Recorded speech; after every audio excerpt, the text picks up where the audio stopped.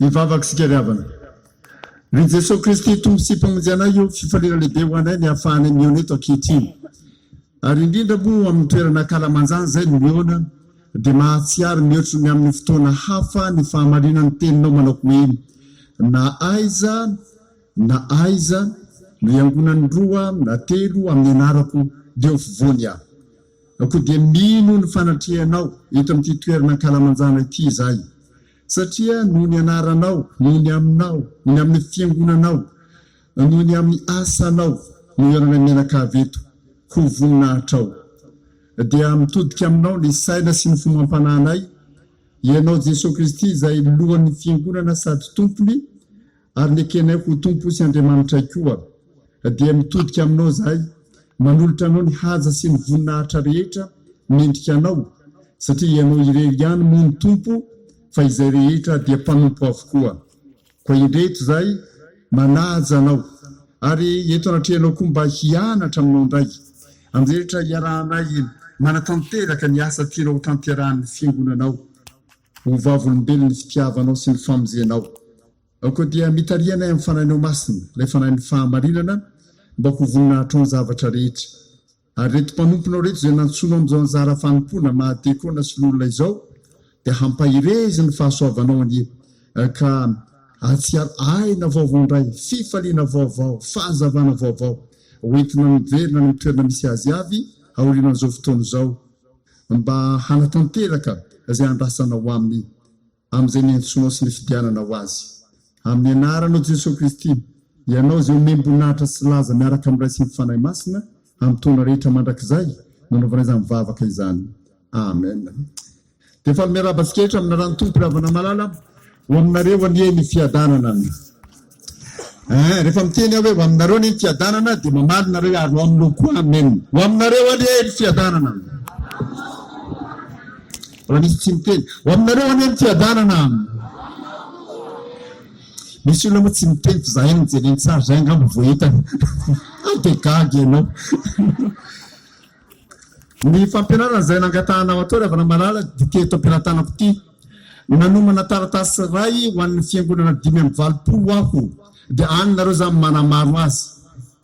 Resty le tompon'andraikitra. Any nareo manamaro azy ravana malala. Izao aloha ianohy tsara dia mandraisa moky fa ataoko fa mahasoko kokoa zany amin'ny fandeha ny asa samihafa. Mitondra le boky ravana malala hoe vina fitozy filazantsara Madagasikara, filazantsara malovany tantara. Tsy fatao moa mbola misy any efa lafa madediany izy. Tsy nanana fa sy 700 latsaka ravana malala, dia tsy maninona akory any fivarotam-boky antso mbola tokony isy dia afaka mijery any nareo, fa apartao any iny tokony mba isy tsy kelikely any fiangonana tsirara ihany ahitanareo ny antsipy anjaritra io resahako. Miazakazaka masina ny dekona sy ny olona no resahantsika ravana malala. Zareko efatra tsotra ny fampianarana izay ataoko. Reto avy zany. Ny voalohany, ry dekona sy ny olona miazakazaho ny tenin'Andriamanitra aminao. Zay ny voalohany. Inona ilay voalohany teo? Amin'ny tenina mafy nareo e. Ny dekona sy ny olona miazakazaho ny tenin'Andriamanitra aminao. Anareo?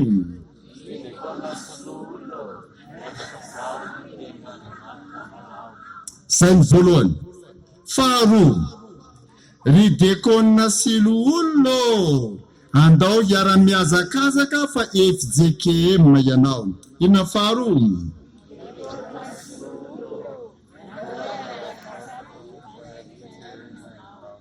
Averina kely dia mandeha?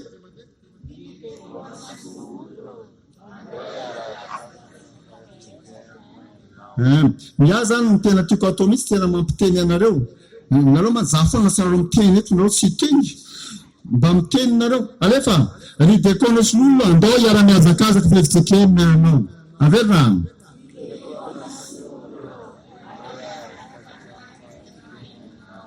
FJKM. Fahatelo, ry dekona sy ny olona fantaro miazakazaka masina any an-tanana anao.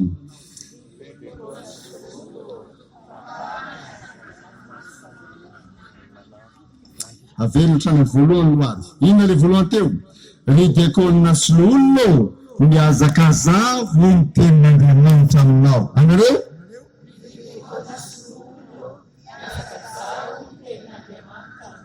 Ny faharoa, ry dekona sy n'olona andao iara-miazakazaka fa efitsekemina ianao. Faharoa,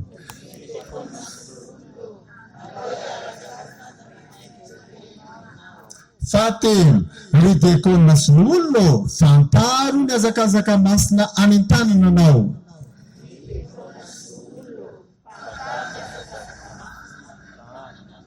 Ary faefatra farany, ry dekona sy n'olona tamtondraro ny fiazakasanao.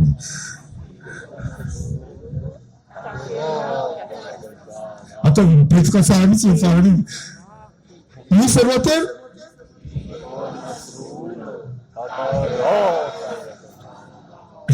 Misy tsy miteny misy zany jereny tsara. Ngady tena vazaha be mihitsy ato. Mandeha masy zany latalio. Way vazaha be le président Tshisekedi. Azafato za tena malagasy reny malagasy reny. Ndawary. Inona le volonté avako? Le dekona sy n'olona miazakaza ny tenin'Andriamanitra aminao. Zany efa namanala zavatra voalohany zay tokony hapetraka tsara mihitsy. Raha miresaka azakazaka masina isika.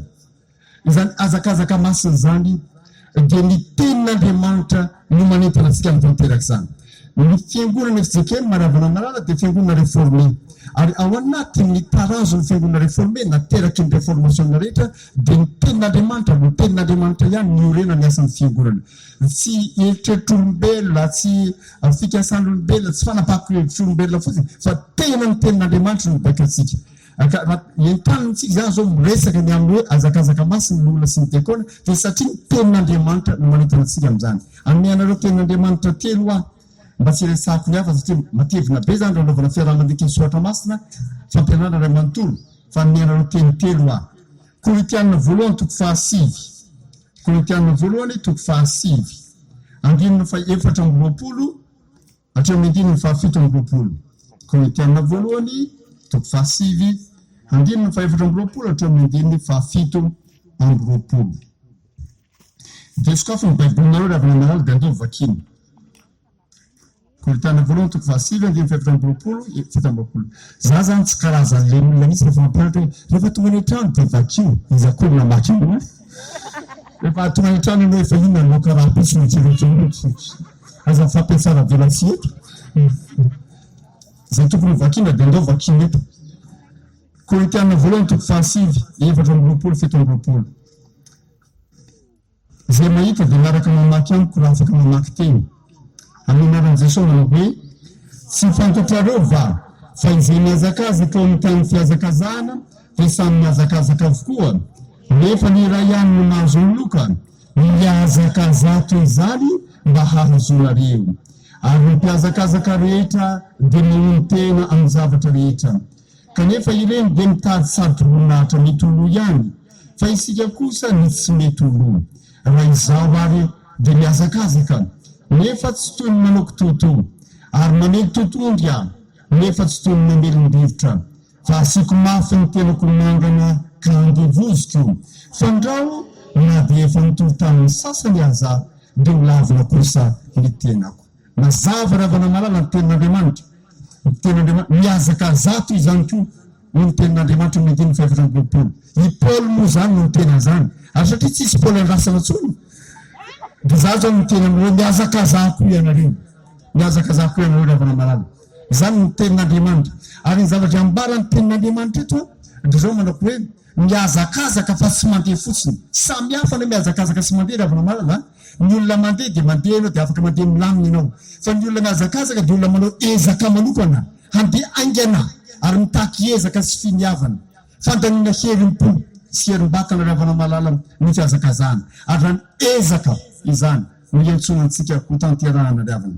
Amin'ny teny anankiray hafa faharoa Hebreo toko faharoa ambin'ny folo. Hebreo toko faharoa ambin'ny folo. Ny andininy voalohany. Hebreo toko faharoa ambin'ny folo. Ny andininy voalohany.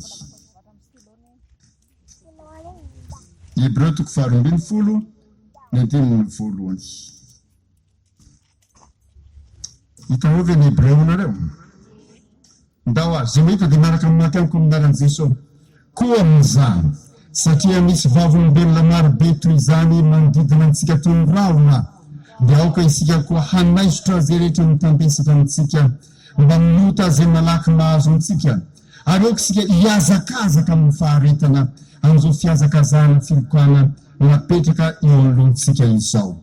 Ny tenin'Andriamanitra ry havana dia tena mitona antsika aoka isika hiazakazaka amin'ny faharetana amin'izao fiazakazana filokana napetraka eo anoloantsika izao. Nantsoan'Andriamanitra hiazakazaka isika amin'ny maha-kristiana antsika. Ary ny fampahatsivana manokana izay ataon'ny mpanoratra ny epistilany Hebreo ry havana malala izay mifamatotra amin'izay nambaran'i Paoly tao amin'ny epistilany Korintiana dia mamerina antsika ny tontolo ny iainana tamin'izany fotoana izany. Inona moa ny tontolo ny iainana tamin'izany fotoana izany?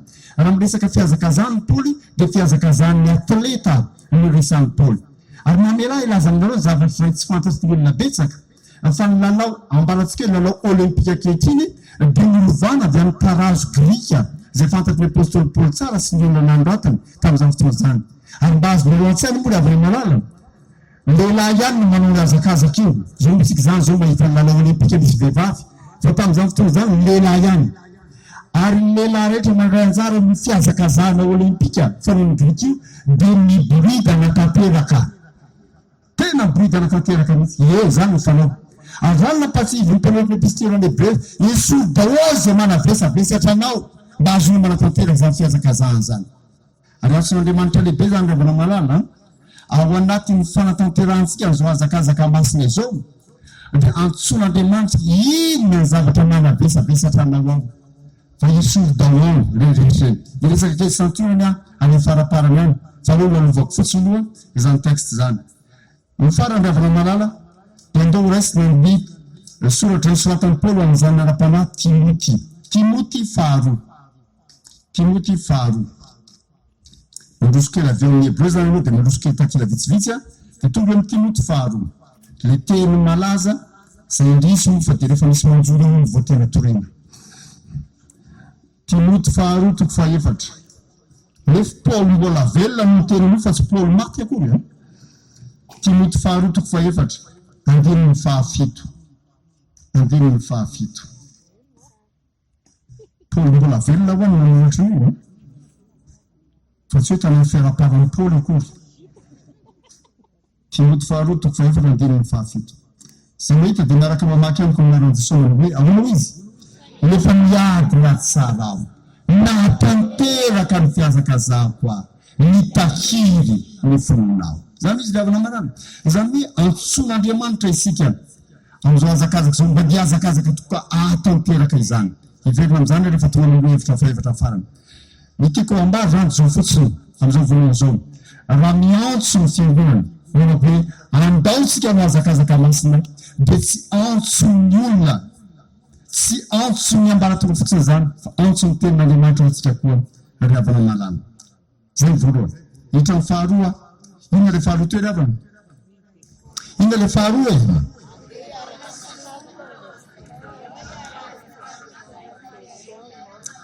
Ry dia misy olona andao hiara ny hazakazaka fa FJKM ianao.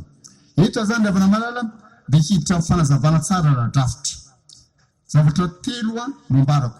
Voalohany, ny hazakazaka masina dia fanapahan-kevitra ny synody lehibe FJKM. Zay ny voalohany. Fanapahan-kevitra ny synody lehibe FJKM io. Ny synody lehibe faha-20 natao taiza moa? Tany Sambava. Tany Sambava.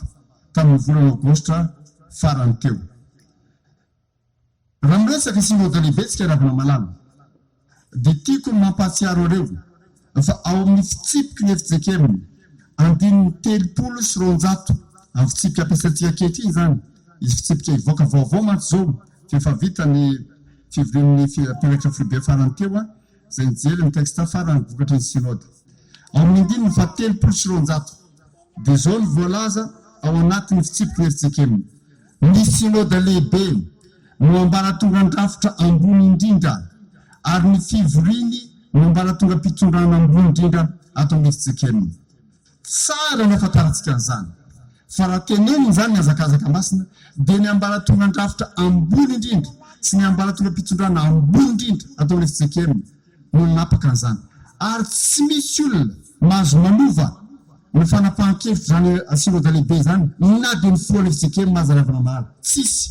Fa isika rehetra dia ao ambaniny fanapahan-kevitry ny synody lehibe avokoa ary nantsona hanatanteraka an'izany ary raha andriavana malala no antony anaovantsika ny fampianarana sy fanentanana toy izao mba hofantatsika izany manako hoe ho zavatra iombonana tsara satria ny ambaratonga andrafitra ambony indrindra ny ambaratonga mpitondrana ambony indrindra atao anaty efijekema efijekema venao eny fantaro fa ny synody lehibe zay ambaratonga andrafitra ambony indrindra zay ambaratonga mpitondrana ambony indrindra no nanapaka sy miantso anao anatanteraka zao azakazaka masina zao faharoa fanapahan-kevitry ny mpiandraikitra foibe izao fanapahan-kevitry ny mpiandraikitra foibe ny zotra andamina ato anatin'ny efijekema matsy ravana malala dia manazava amintsika ao anatin'ny foto-dalàna 7:20 tena tansaitra amin'ireo tsara ny texte aloha satria efijekema tokony halalan'izany ireo diakona sy lolona ny foto-dalàna 7:20 dia milaza hoe manana mpiandraikitra foibe ny efijekema zay misolo tena ny synody lehibe eo ny elanelam-potoana tsy hivoriana sy manatanteraka ny hevitra tapaky ny synody lehibe averika manana mpiandraikitra foibe ny efijekema zay misolo tena ny synody lehibe eo ny elanelam-potoana tsy hivoriana sy manatanteraka ny hevitra tapaky ny synody lehibe zao zany izy manapaka ny synody lehibe zay ambaratonga andrafitra sy ambaratonga mpitondrana ambondrindra eo izy rehefa miravy ny synody lehibe zay herinandro eny mivory nefa ny synody lehibe isaky ny efataona 2:20 dia ny mitona 5:20 lay iza no miantoka ny fanatanterahana ny hevitra ny tapahana dia eo nelanela-potoana io no miasa ny toe mpiandraikitra foibe zato miainaka izay no anatin'ny mpiandraikitra foibe eo ny 50 mpitandrina ny 50 tsy mpitandrina zany zay no dia io mpiandraikitra foibe io no manapa-kevitry indray mirosy ahoana ary manatanterantsika izany fanapahan-kevitry ny synody lehibe zany raha manentana antsika zay zao dia amin'ny anarany mpiandraikitra foibe zay manatanteraka ny hevitra tapaky ny synody lehibe tena texte tsoa zany soratra mainty ambony taratasy fotsy fa tsy misy adihevitra atao akory zany riavana malala ary mila mahafantana zany tsara ianareo diakona sy lolona riavana rehefa miresaky nareo mivoaka kristianana ny diakona sy lolona namanareo zay tsy tonga eto no sasany no miantony samihafa dia mba ho afaka hiteny ianareo ny amin'ny hoe zavatra mazava tsara mihitsy ao anatin'ny rafitra efijekema nanatanterantsika izany zay ny faharoa ny fahatelo farany ity zany riavana malala dia fanapahan-kevitra ao anatin'ny vina ny efijekema atao anatin'ny efataona izany fanapahan-kevitra ao anatin'ny vina ny efijekema ao anatin'ny efataona izany fanapahan-kevitry ny synody lehibe zany fanapahan-kevitry ny mpiandraikitra foibe zay manatanteraka ny synody lehibe zany ary fanapahan-kevitra ao anatin'ny vina ny efijekema ao anatin'ny efataona izany zany hoe ny fanatanterantsika n'izao azakazaka masina zao riavana malala dia fanatrarana ny vina zay natolotry ny filohan'ny efijekema hoe nahoana moa no natolotry ny filohan'ny efijekema tansaiko aminareo any andininy mba hazavinareo tsara zany ao anatin'ny foto-dalàna efijekema riavana malala 7:30 teboka telo sy ao anatin'ny fitsipiky ny efijekema 7:20 teboka roa 7:20 teboka roa dia voalaza mazava manako hoe izao no andraikitry ny filohan'ny efijekema mamaritra ny fijeriny ny asany efijekema mandrisy ny 4 taona araka ny solidalana ny synody lehibe zay ny asako rehefa voafidy ny filohan'ny efijekema hiasa ato anatin'ny 4 taona hiasa hatramin'ny 5:20 fa zataitaitsinareo zay misy dia anjara napetraky ny foto-dalàna sy ny fitsipika amiko ny hamaritra ny fijery ny asan'ny efijekema mandritro 4 taona io araka ny solidalana ny synody lehibe rehefa niona voalohany tamin'ny mpiandraikitra foibe efijekema tamin'ny oktobra 2020 dia nanolotra amana hoe ny vina omen'ny tompony efijekema atao anatin'ny 4 taona dia zao votosy filazantsara Madagasikara ahoanany toy iny filazantsara manova ny tantara ka tena marina riavana fa iza no nomen'ny tompo izany vina zany ary rano nitondrany teo anoloany ny mpiandraikitra foibe saingy zao rehefa vita ny fivorian'ny mpiandraikitra foibe dia tsy vina ny filohan'ny efijekema matsolo izy fa nanjary vinany izy vinany efijekema manontolo misy olona mantsy matavava ny tena vinany an'io azafady aty vavy ka tena marina satria ny zonomen'ny fotobalansyfitsipy zany tsy maintsy mandrafitra ny zaniviny zany fa rehefa vita ny fanapahan-kevitra ny mpendrakirefobe tsy vina ny ambitsolo io fa vina ny efijekema manontolo ka raha ohatra manahirina anao iamia avy anao iamia hipetraka any avy fa ny mahizijekema tazomina tsara de papero ny vina fanaraka tsika sa tsy mifanaraka fanaraka sa tsy mifanaraka e alao azava tsara raha ndesaky zany de misy olona mafy manjavozavo antsainy le izy ka io moe mamelany elo fa tsy fata zay lazainy vovela ny eloko amizao sisy zao aza manota itsony zay izy ny efijekema manontolotsika zany zao miara-mietsika miara-mientana manatanteraka an'izany azakazaka masina zany ao anaty mitanjona angezabe hoe inona moa nikerentsika zao ny hamoty filazantsara ny Madagasikara dia ny hahatonga ny tantarany ty firenety mba hiova ny tantarany fahantrana mba hiova tantarany olona mba miainana darany tonevony firenena ny tantarany fahalovana mba hivadiko tantarany fahamarinana ny tantarany tsy fandripahalemana mba hivadiko tantarany fiadanana ny tantarany fahampitehana manjary tantarany fahavanonana ny tantara izay miteraka fahasimbana izay mampikoroso fany ty firenena ty firenena tsy nahita ady mihitsy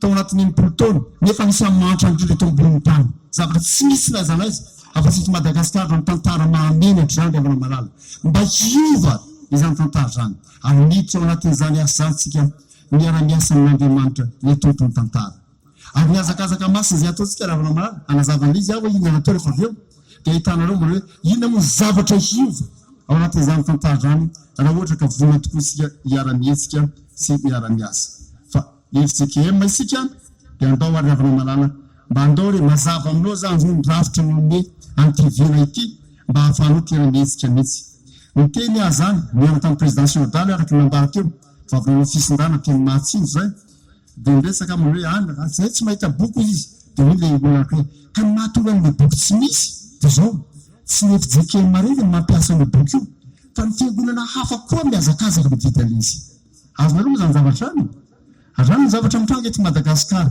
fony affluence sekolah d'efijekema mba ravana malala fony sekolah d'efijekema nitrinena be folo taona tsy ampy boky tsy ampy ino ary tsy ay misy fiangonana hafa koa efijekema mividy ny boky sekolah d'efijekema zany zany mba ambara amintsika ihany fa indraindray mantsy ny olona hafa mirangorango amin'ny zavatra atanatin'ny efijekema tsika atao anatin'indray manao an'izy valana ka dia io mahakiantoko ianao miafa zany miazakazaka milovy ny areny nomen'Andriamanitra ny efijekema le efijekema mandray malaikomana dia anjarantsika mieritreritra tsara zany anjarantsika mieritreritra azany mahatonga manao antsy manao hoe ridekona sonolo andao hiara-miazakazaka fa efijekema ianao hitra ny fahatelo ina re fahatelo teo ravaka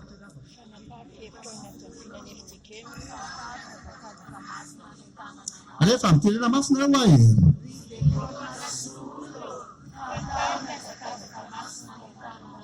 fantaro miazakazaka masina anytaninao ny fanontanianao an-tsainareo zany moa dia vina marina ny tena atao mitiazakazaka masina tiany dia hovaliko izany zao ravana malala misy valitena anankiroa raha marina valitena anankiray dia zao manako hoe raha marina ny fanapahan-kevitry ny synode lehibe rehetra dia tafiditra ao anatin'ny azakazaka masina avokoa zay zany misy ary fanapahan-kevitry ny synode lehibe io dia faly milaza aminareo fa atao anatin'ny ray volana ray elandrindra dia ivoaka ao amin'ny fivarotam-boky antso azosika vidina ho an'ny be sy ny maro hoe inona marina daholo ny fanapahan-kevitra natao tany sambava dia ivoaka io boky io efa tena vika io boky io efa nitondra daholo mipelatra foibe zato mianaka zay nivory teo fa fandaminana fotsiny avy any amin'ny trano tsisy zany zao hoe ananany miisa ilaina dia efa afaka mividy ianareo mahazo mividy azy avokoa ny kristiany efijekema rehetra ary mainka moa ianareo dekona solona havana zay nambara ny président synodalitsika teo manao hoe namany mpitandrona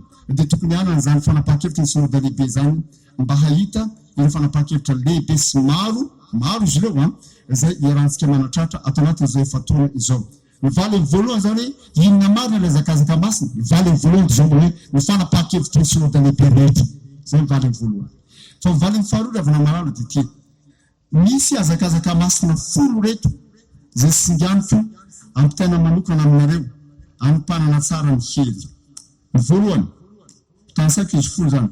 Ny voalohany azakazaka masina amin'ny fananganana voamierany ny azakazaka masina ao amin'ny fitandremana. Zay ny azakazaka masina ny voalohany indrindra. Azakazaka masina amin'ny fananganana voamierany azakazaka masina ao amin'ny fitandremana.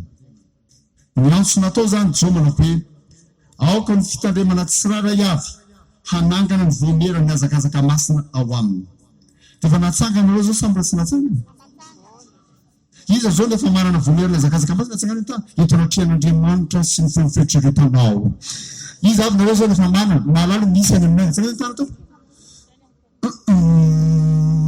Tsy vitsy de gagy ianao. Zao izy avy miverina avy aty nareo de manangana ny voamierana azakazaka masina. Manangana ny fomba manangana anazy any anatin'ny boky kely iny de mazava tsara mihitsy manao hoe manangana nareo taliandray aman-dreny mpitandrina zany mety ho sehatra sy efa misy anatin'ny fiangonana izy nandeha zao de zao lazay zay président nanapa-kevitra manao hoe ny comité ny AFF ihany ny nataonay voamierana azakazaka masina. Tsisy bedy azo atao zany.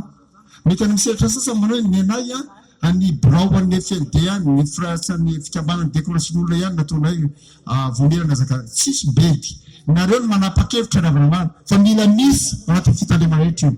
Raha mifanampina petraka azy tamin'ny oktobra de mety tokony voatsangana hatramin'ny aprily teo tamin'ny fivenim-penaitra fibe teo izany voamierana azakazaka masina zany. Hitako moa zany nareo tsy nareo moa zany mbola voamierana fa mbola telo de lasa jo zany le telo de lasa voamierana hatramin'izay de modérité hoe telo de lasa atsangano ny voamierana azakazaka masina nareo. De raha ilainy nareo irotsakao mirotsah. Zay zany izy lavina maro. Fa mila manana an'io avokoa ny fitandremana fitsekena rehetra mba hahazoana manatanteraka azy.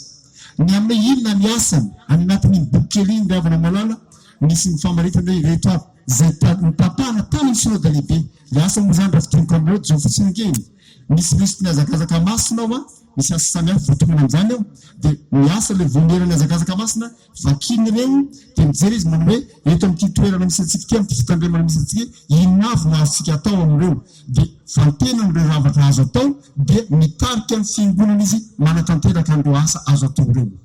Satria misy asa be dehibe ao tsy voatery anaondro asa rehetra anao fa mifantana tsara hoe reto ny asa azo atao de mitarika an'ireo ny atao le voamierana azakazaka masina.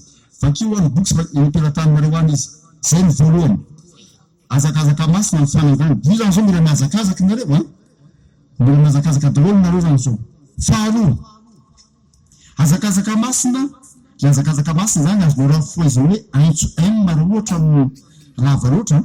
Azakazaka masina amin'ny fanaovana ny herinandro ny fianakaviana.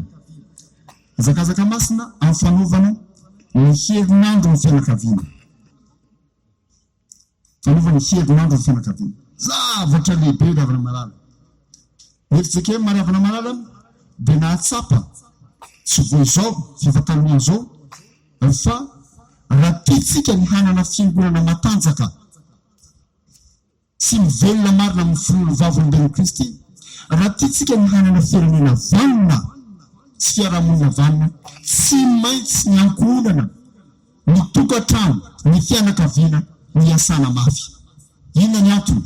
Ny antony dia tsotra ry havana. Ny ankohonana na ny tokantrano no sela fototra mandrafitra ny fiarahamonina. Toy ny biriky mandrafitra ny rindriny trano.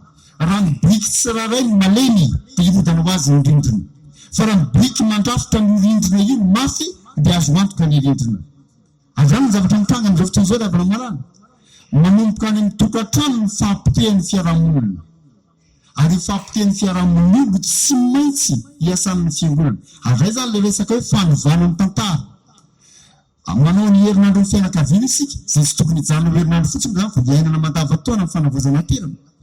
Mba hiova manomboka ao anatin'ny tokantrano ny fivelomana marina amin'ny finoana. Zany izy ravana malala. Fa misy nge tokantrano kristianina gaga mitsy ianao tokantrano kristianina fa vavaka sakafo avy aza hifaniriana. Aranjatra resako aminao zany tsy resaka za zao no resahana tompon'Andriamanitra. andeha izy nanao tourné de vita le tourné de nanao nandianao nafinahitra fa misy zavatra sady mampineo izy mampieritreritra ina le mampinay mampieritreritra zay moa zany rehefa le mandeha mamangy reny dia any fianakaviana kristiana mipetraka mitrandraina matetika za moa zany de miteny mihitsy hoe efa mamangy anareo sy natabatany za petrapetraka any amin'ny hotely any raha mbola misy trano kristiana efitsika mahany any mipetraka za ve fikely iny mandalo de any amin'ny hotely mipetraka rery any nanao za mba te ahita zavatra iainanareo sahirakirana ary zareo fa za sahiranareo fa za ngesokoto hoe za miaingaina amin'ny zava-misy za seratsena amin'ny zava-misy zareo de nandeha le mpampon'andriamanitra io nanantany tamin'ny tanatin'ny tokantrano kristiana tonga ny ariva sakafo ariva amin'izay zany eo dada eo neny de eo le farakely zaraka vavan'izareo de eo le vahiny zany de hoe dada ataovy mivavaka fara le vavikely zany ka ny ankizy tsy mamonga zany somasoro hoy re le zaza dadako tsy mivavaka mitsy zarofona le mpiara-miasa raha azo le dada natao nisitrika tany ambalatabatra nisitrika izy io dada io bekona ny fiangonana misy azy le reny ny dorikasy mafana fo fa le dada bekona tsy mivavaka misy ohatrano ny farakely nareo tsisy manao azy any ny farakely za zany izy manomboka any mitokantrano misy atsika mila manomboka miova ny tantara mba hivelomana anatin'ny tokantrano iny makristianina atsika fa ohatrano mangady mivavaka atao mivavaka za fono nareo tsisy manao zany antrano mifanareo izy nefa tokantrano kristianina de hoy isika hoe miverina ny tokantrano kristianina isika mba anomboka hiova ny fiainana anaty zany tokantrano kristianina izany azo hitarina lavabe moa zany fa tsy hanao herinandro ny fianakaviana eto de raha mba manontanytany eto azo de hoe amin'ny eto anatrihan'andriamanitra sy ny fiainfeitretanao ampanangatanina ndray azo tsika mianakavy eny eto fa tsy manina koa izavy nareo nanao herinandro ny fianakaviana tany fiangonana isareo toko fasangany ny tanana afangana moa tsara hoe fa misy tsy nanao le fiangonana misy zao le tsy misy ny amin'ny sasany ary mety enao misy koa tsy mambe zany mbola resaka hafa koa maty zany fa zary avy de manao antso fa tsy hoe tamin'ity taon'ity ihany misy ny azakazaka masina momba ny herinandro ny fianakaviana fa manomboka zao isan-taona tahaka misy ny herinandro masina ny herinandro ny fanahy masina merony pentecoste ny herinandro fambatra merony krismasy de misy ny antsona hoe herinandro ny fianakaviana de alan'iny tsara ny programanao ento mivady amanjanakao raha mbola azo atao koa miaraka nareo menakavy mamonjy an'izany mba miaraka havozo ny fahazavan'ny tenin'andriamanitra miverina ny tokantrano mba manomboka miaina marina ny maha-kristiana atsika ao amin'ny tokantrano misy atsika io azo resana lava ao zany ka hoe hijanona eo de anjarinareo le havana ny mampatsiahy izay tokony hampatsihivina rehetra amin'ny fitandremana misy anareo mba hisy ara-dalàna manomboka amin'ny heritaona manodidina Saint Valentin foana izy io de ny eritreritray zany zao manako hoe ny herinandro merony Saint Valentin zany no atao le herinandro ny fianakaviana de ny andro Saint Valentin no farany le herinandro ny fianakaviana mba ho rehefa tonga Saint Valentin tsy mandeha mirenireny ny tsy tokony alainy ihany ny ankizy mampiaraka ny tsy tokony alainy ihany na ny mpivady midoladolana le ny tsy tokony hidoladolana le fa mba iolivo ny fiangonana mamariny le herinandro ny fianakaviana no manao Saint Valentin azao le izy lavana zay izy io mba hamasiny ny tenin'andriamanitra ny fifaliana fa tsy zao tontolo zao hitarika antsika mandeha manao zavatra tsy tokony atao aliananany sary ny fanofanana azo ohatry ny herinandro mba manavao ny fifandraisan'ny fianakaviana manontolo iainana zany vanim-potoana manokana mpifankaty zany zay ny faharoa fahatelo herinandro masina amin'ny fananganana ny voamierana ny fananana ao amin'ny fitandremana fananganana voamierana ny fananana ao amin'ny fitandremana io koa avana manala zavatra ngezabe io mila manana voamierana ny fananana ara-dalàna ny fitandremana tsiraray avy ny fanontaniana tsy anareo de manao hoe izy anao afaka miditra ao anjarinareo ny fitandremana mamaritra an'izany talohan'ny mpitandrina fa inona ny asany reto no asa andravana marana tena asa tsotra mihitsy nareo mantsy de kolosin'olona ny tokony hitratiny voanera ny fanahana io raha marina. Inona ny asany? Reto telo reto ny asany. Voalohany, mamantatra ny fananana ny fiangonana rehetra, fantaro tsara aizavo ny fananana ny fiangonana, tsy amin'ny antsipina zany a, mamantatra izy. Faharoa, manolotra ho ara-dalàna ireo fananana ny fiangonana ireo. Misy matsy tany na zavatra ohatran'izany a zay tsy mbola voasoratra mihitsy. Tia miaraka ny lova-tsofina dia amin'ny fiangonana. Aiza ny taratasy? Tsisy. Zany zany olana be mihitsy. Ira Madagasikara, soratana ho ara-dalàna ny fananana ny fiangonana rehetra. Ary fahatelo, manao izay ampiasana sy ampamokarana izany fananana ny fiangonana izany. Manao izay ampiasana sy ampamokarana izany fananana ny fiangonana izany. Raha manana trano ilay fiangonana, aza avela irotana fotsiny eo io, fa jereo izay fomba ampiasana azy. Raha manana tany ny fiangonana, aza avela mibozaka fotsiny eo, fa ampamokary io tany io. Ireo telo ireo ravina malala no asan'ilay vonera ny fananana. Ampanangatanana indray a. Izy nareo no mahalala manao manana vonera ny fananana zay ny fiangonana misy anay. Zany tana tompoko. Azany tsara e? Nefa misy ihany kosa tia tany tsara. Misy zany zao ilay vonera fa miasa ve? Zay mbola resaka hafandray. Zay mbola resaka hafandray. Zay mbola resaka hafandray. Ka zao izy a, ny voalohany ataovy hitsanganana, dia ny faharoa ataovy izay iasany. Ataovy izay iasany. Fa tsy hanara tsy vera ohatra ny vaka tsy lomdo zao izy, na malaza tsy hinanana ohatra ny vilitsaona. No misy kanefa tsy afaka miasa akory izy. Ary za zany mba natsitsatsiaritra hoe raha ohatra ny avana malala misy olona resaka masika hoe nareo dekona sy olona ny tokony hitratindre ny vonera eny, fa raha misy olona anatin'ny fiangonana misy reo ny avana malala mba manana fanomezam-pahasoavana miasana miresaka hoe fananantany sisy reny, tena antsoy fotsiny zao aviana hoe miteraka anatin'ny vonera ny fananana atao anatin'ny fiangonana. Misy olona manana fanomezam-pahasoavana samy hafa ao dia antsoy ireny olona ireny hiara-miasa feno ao anatin'ny vonera io ny avana malala mba hahavitana zavatra rehetra ara-dalàna. Zay ny fahatelo. Fahafily azo faefatra, azakazaka masina amin'ny fanohanana ny sekoly fitsekemina. Azakazaka masina ny fanohanana ny sekoly fitsekemina.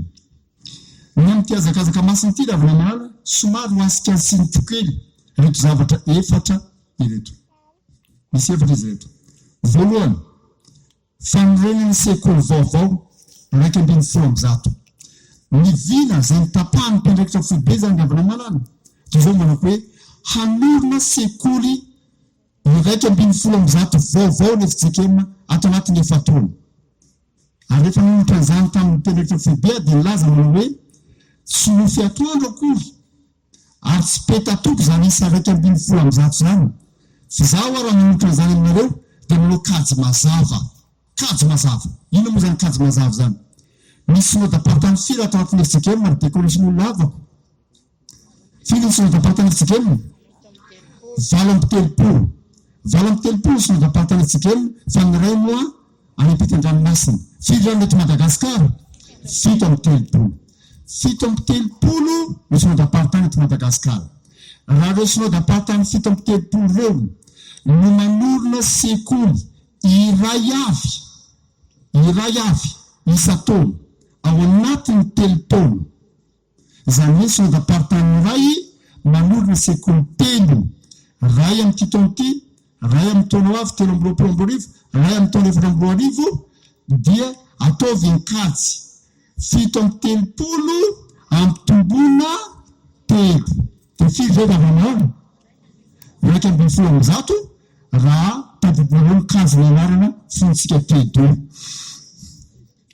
Ka za tsy manonofy ampitoerana fa azo atao ry avana malala mianatra an'izany.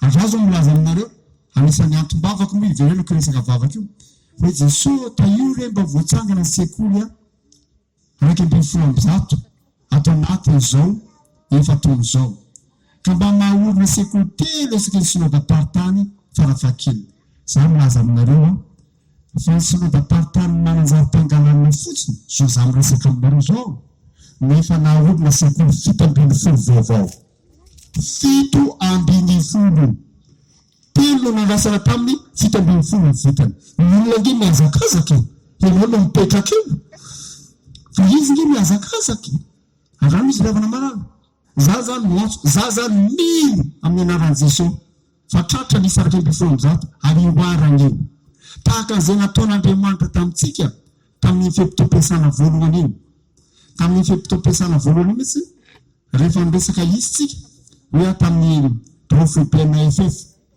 mivory tany tsy folo mandidy ino ary afaka firy commune mbola tsy misy FJK mety Madagasikara tena savaindrareo to amin'ny totanisy atao mbola misy commune hatrany fito sy efajato président izy toy amin'ireo zao izy tratratsika amin'ny anaran'i Jesosy ato anatin'ny efataona amrenatsika FJK madôlra commune fito sy efajato ireo ndao alaniny vita somatsara ny synodal lehibe tany sambava farany ravana marana natao nitatitra zao nitatitra natao tany tsy commune fito sy efajato no nanondrenany FJKM fiangonana atao anatin'ny efataona fa commune telo amby enimpolo sy efajato telo amby enimpolo sy efajato zany zany telo amby enimpolo sy efajato zany zatraminitsika ravana ary tsy ao anatin'izany tsy nijana tany amin'ny commune fotsiny fa mbola nisy fokontany sivy ampy telopolo naorenana fiangonana vaovao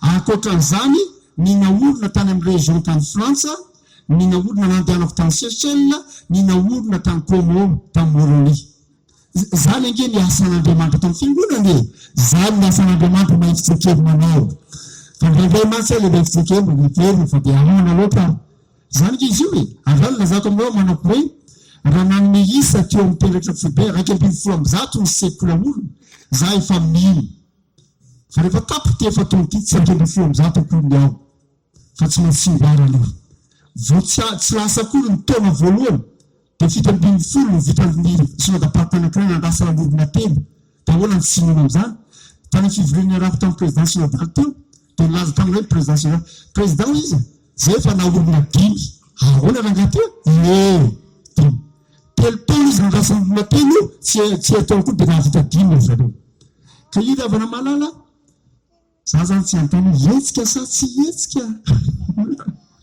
fa ny olona efa mihetsika ary ny valim-bavaka azo tsapahitanina ravana malala momba tsika Andriamanitra azany ezaka atao amin'ny resaka sekoly zay ataontsika ankehitriny dia anjarantsika mieritreritra raha misy antso zany atao amina fanorenana sekoly reo ny eo dekona sy olona toandro to riavana malala zany hetsika atao ho amin'ny fanorenana sekoly izany faharoa resaka sekoly ihany fandraisana anjara amin'ny tsangam-bato amin'ny imery mandroso fandraisana anjara amin'ny tsangam-bato amin'ny imery mandroso zay ny aza faharoa isika zany ravana malala dia anorina trano anankiroa hanimery mandroso any Ambatondrazaka ny anankiray dia efa namana efa vita fa ny anankiray dia eo andalam-pahavitany efa voatafo zany izy zao zao dia manita azy tsika dia manao antso zany tsika zao hoe andao vitaina amin'ity taon'ity ny tsangam-bato io ny zavatra kendrentsika zao manako hoe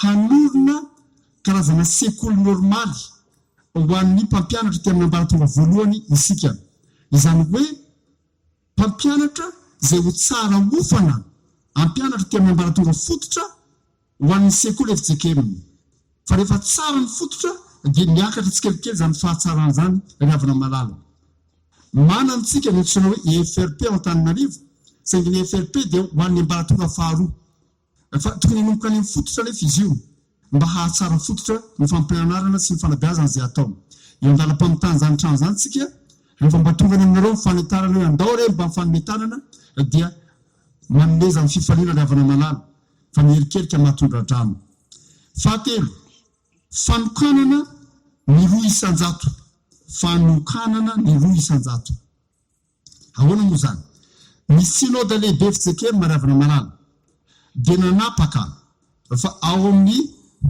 fitandremana tsiraray avy ny 200 miteti-bola ny fitandremana tsiraray avy dia atokana ho an'ny sekoly manompo zao. Le 200 zany tena tsotra be mihitsy a.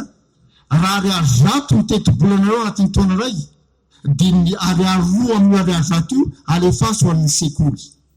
Zay izy. Dia tokony mikajy ohatrina ny teti-bolanareo zao fa ny ariary 2 amin'ny ariary 100 alefa ho an'ny sekoly. Dia ahoana ny fampiasana an'ilay ariary 2 amin'ny ariary 100? Raha ohatra ianareo manana sekoly miankina amin'ny fitandremanareo dia omenareo mivantana ny sekoly anareo io. Zay zao tao androndra fahasoavana nanorina sekoly izahay. Ary misaotin'Andriamanitra fa vanina tsara le sekoly eo. Ny mpianatra andrazy ny toe-potsiny eo zao. Zay izy. Dia ny 200 miteti-bola ny efitsekera mandrondra fahasoava zany tsy maintsy omena ny sekoly fahasoavana io. Tsy hoe tokony fanapahakevitra ny synode lehibe zany fa tsy maintsy omena an'io. Dia atao inonao misy FKS eo ny firan-kevitry ny sekoly manapaka zao ny ampiasantsika an'io amin'ny fampandrosoana n'ilay sekoly. Zay tapahany FKS ihany le firan-kevitry ny sekoly dia masy mandeha amin'izany izy. Raha ohatra ka tsy manana sekoly ianareo, raha tsy manana sekoly ianareo dia alefanareo ilay 200 saingy alefa makaizy makany amin'ny synode apartany reniny sy ny FPNP. Ny FPNP dia ny farim-piadidia mpampianarana. Ny synode apartany SPNP 10 moa zany satria tsika zao synode apartany 10 11 isika dia SPNP 11 zany alefa makany io dia ny FPNP ny chef Cisco misy tale io farim-piadidia mpampianarana io ny tale ny FPNP miaraka amin'ny firan-kevitra miara-miasa aminy sy ny bureau synode apartany no manapaka mana hoe ahoana nampiasantsika ny 200 ny avy amin'ny fiangonana rehetra tsy manana sekoly nakarina aty amintsika ireo. Dia alefaso le havana malala, alefaso le havana malala. Zavatra lehibe ny ahafahantsika mamelona tsara ny sekoly. Za zany dia fanterana zany tena ntsonjombe fanterana zany tena ntsonjombe. Fa ny asa fanabeazana sy ny sekoly no fitaovana anankiray lehibe ahafahana manova ny tantara ny firenena ray manontolo. Ivena kely amin'izay rehefa avy eo fa omeko aloha le faefatra. Ny faefatra le havana malala izao fanokanana ny vola ho amin'ny kitapo iombona ny sekoly. Fanokanana vola ho amin'ny kitapo iombona ny sekoly. Na foizina moa izany dia KIS, kitapo iombona ny sekoly. Io KIS io le havana malala, io kitapo iombona ny sekoly io dia faly amin'laza aminareo fa ny filoha mitondra azy io, nanorina tamin'izy io dia avy amintsika ty Antananarivo Atsimo, pasteur Joseph avy eo Ivaly. Zany ianareo zao tokony hahalala mihoatra ny synode apartany hafa rehetra dia amin'ny KIS io le havana malala. Ny vola amin'io kosa alefa izy tsy alefa amin'ny sekolinareo, tsy alefa amin'ny farim-pampianaran'ny sekoly synode apartany faharoa ambin'ny folo fa alefa makany amin'ny foibe fitondran-tsekoly, alefa makany le havana malala. Ary io anjara ny fitondran-tsekoly ndray ny mitantana an'io amin'izay tena ampandrosoana ny sekoly FJKM amin'ny ankapobeny. Mety antanonareo mana hoe le teo 200 fa ty le KIS ty ohatriny zay tapahanareo amin'ny teti-bolanareo. Nareo no manapaka an'io. Hoe nareo manao hoe isika dia androtsaka any amin'ny kitapo iombona ny sekoly ka ataontsika 200 ariary. Alefaso alefaso mety zay ny tapahanareo amin'ny teti-bola alefaso 200 ariary ny tapahanareo mitrana ihany. Fa zava-dehibe le havana malala le nareo mandray anjara. Fa raha ny fiangonana 7 arivo atao anatin'ny FJKM no samy mandrotsaka arak'izay zakany avy. Io tsisy famerana, tsy ohatry ny adidy io. Ka tsy maintsy manontona zao nareo fa nareo manapaka zao ataontsika alefa ny kitapo iombona ny sekoly. Zay alefanareo any dia raisiny. Fa rehefa samy manao daholo tsika rehetra herikerika mahatondra drano ihany io. Mahavita n'izay vita ny riavana. Toy iaho mansanareo hoe mamarina kely ny resaka sekoly iaho. Tsareo viravana malala fa ny sekoly dia fitaovana fototra manova ny tantara. Resako tena tsonjombe za fa tsy mampanina manao tena verina sady sasany taminareo koa tsy lasa tena tsonjombe fa fantatro hoe aho tena tsonjombe. Nandalo tany Afrika Atsimo aho. Ary rehefa nandalo tany Afrika Atsimo aho, ny olona malaza indrindra tany Afrika Atsimo dia Nelson Mandela. Efa maty moa izy. Dia ny teny nataon'ny Nelson Mandela soratsoratany zareo hoe ny rindrina eny dia amin'ny alina samihafa eny izao ny teny Nelson Mandela. Dia izao soratra anankiray hitako tany Afrika Atsimo. Ary vao hitako izy dia haiko. dia tsy adiniko tsony. Education is one of the most powerful weapons one can use to change the world. Izany hoe ny fanabeazana sy ny fampianarana dia anankiray amin'ny fitaovam-piadiana mahery vaika indrindra azo ampiasaina hanovana izao tontolo izao. Rehefa miaina an'izany ianao dia mbola zany ve dia mba marina fa marina zany diavana, marina zany. Ary raha zany misaotran'Andriamanitra fa tao anatin'ny fiampitoam-piasana mahafolo fizikely mba afaka mandeha mijery ny zavatra ny firenena hafa. Mandeha tany amin'izany firenena antsoina hoe Rwanda zany a fivoriana raisam-pirenena rososona anatrehako tany. Fa makany Rwanda ianao tena hafa mihitsy ny fiainana. Ary Rwanda zany amin'izao fotoana izao no anisan'ny firenena sangany aty Afrika. Ary ny antony rehefa antanao inona nahatonga izao, ny antony izao fotsiny nandray an-tanana ny fampianarana sy ny fanabeazana zareo. Ary ny filoham-pirenena ankehitriny Andriamatoa Paul Kagame dia nanova tanteraka ny fanabeazana sy ny fampianarana Rwandais. Ilay fampianarana nirona tany amin'ny tontolo frantsay kokoa francophone ny fiteny dia natodiny nakany amin'ny fanabeazana anglisy kokoa anglophone. Ary natonga izany rehefa nahita ny boky tany dia satria Andriamatoa Paul Kagame sy Tony Blair izay prime ministre anglisy tamin'ny fotoana andro dia tena mifampitondra ny prahala mihitsy. Dia niova dia mandeha makany Rwanda ianao gaga ianao miresaka ianao amin'ilay tanora vitsivitsy dia teny hafa ny teneniny. Good morning, how are you? Miteny anglisy. Dia miteny amin'olona fotsy volatra hoe bonjour monsieur, comment allez-vous? Miteny français. Any Rwanda zany misy taranaka anakory samihafa mihitsy. Ny taranaka fotsy volo toa anay izay andeha sotro ronono afaka pitso. Fa za miandro fa andeha sotro ronono foana fa zany. Dia miteny français ny nenany. Fa ny taranaka vaovao rehefa novaina ilay fampianarana sy fanabeazana miteny inona? Miteny anglisy. Ary namany tsy mahay teny français ireo. Ary raha ny fiovana ny fanabeazana zany no mahatonga ny fiainan'ilay firenena Rwandais Rwandais hiova ravana malala. Nahatonga azy ho sangany Afrika. Ny fanabeazana sy ny fampianarana dia fitaovam-piadiana mahery vaika afaka manova ny tantaran'ny firenena Rwandais ravana. Rehefa vita ny fotoana lehibe fahadimy-polo taona nefitsika matany Tomasina ravana malala dia nanasa ny havana Koreana tatsimo. Andao président ho any aminay ndao aroa dia nandeha tany aho. Mahita ianao fa Korea Atsimo ny anisan'ny firenena mandroso indrindra amin'ny faritra iny amin'izao fotoana izao. Dia hoe zareo taminy fantatra hoe président izy tsy ambaraty aminay. Inao zao izy fampianarana. Zay izy dia nigejainy ny japonais. Fa rehefa azonay ny fahaleovan-tena ny fanapahan-kevitra nataony mitondra anay dia manao hoe andao raisina an-tanana ny fampianarana, hovaina ny fanabeazana sy ny fampianarana eto Korea. Ary rano izy nahatonga an'izao firenena mandroso zao. Ny fanitrana miainanay tamin'ny taona 1970 izy dia mitovy tsisy hafa amin'ny fanitrana miainan'ny Madagasikara amin'izao fotoana izao. Mahantra fadiranova ny 4 misy sy fako ny fampiteny zavatra rehetra. Zao ny fanitrana reo izy miainanay. Fa nanova ny firenena ity dia nandraisana an-tanana ny fanabeazana sy ny fampianarana. Ny fampianarana sy ny fanabeazana dia fitaovana afaka manova ny tantaran'ny firenena iray manontolo. Ary tsy gaga ary avy malala no mandeha tamin'ny faritra iray teto Madagasikara. Mandeha betsaka dia mandeha betsaka mihitsy dia miresaka momba ny fampianarana sy fanabeazana. Dia hoe ilay tompona ndraiky tao amin'ilay faritra tamin'ny Kristiana président moramora ihany ianao fa ahoana aty amin'ity faritra misy anaty izy misy olona tena miteny tsotra mihitsy manao hoe aza-penampianarana zany ny olona fa raha mahay ireo izy indray no ambakainay. Gaga ianao gaga ianao. Ny olona avy any amin'ilay faritra zany mba tafakatra izy dia tonga ianao no naseko hoe aza-penampianarana zany raha mahay ireo izy indray no ambakainay. Zany ny toe-tsaina mahatonga nyity firenena ity mitandrotra mity raha ravina mahana.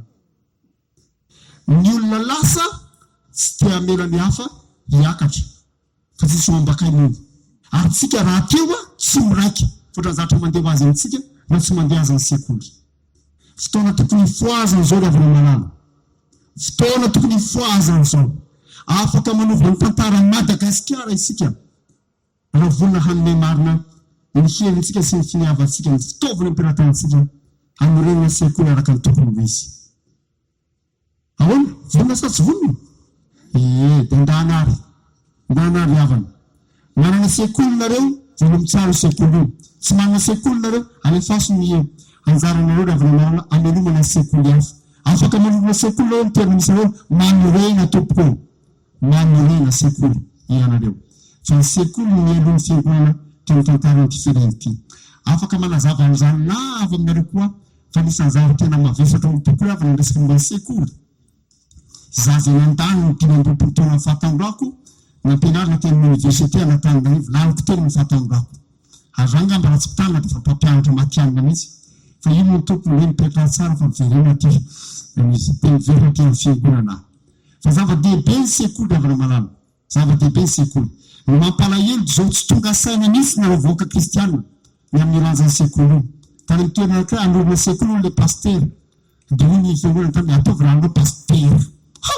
pekatra ataovy ranonao paster hoe paster zany no tsy manana asa atao dia anorina asa anorina sekoly fa le voaka kristiana tsy tonga saina mihitsy manao hoe raha misy sekoly misokatra eto amin'ity tanàna ity miova ny tantara n'ity tanàna ity anontany io UPS Rajosoa Barinarivo amin'ny Bemara fiandarana andromina sekoly zareo zao ao amin'ny tanàna anankiray izay ny havantsika silamo manjaka ao raha tsy manorina sekoly ny fiangonana ny taranaka rehetra ho avy isatro bolo daholy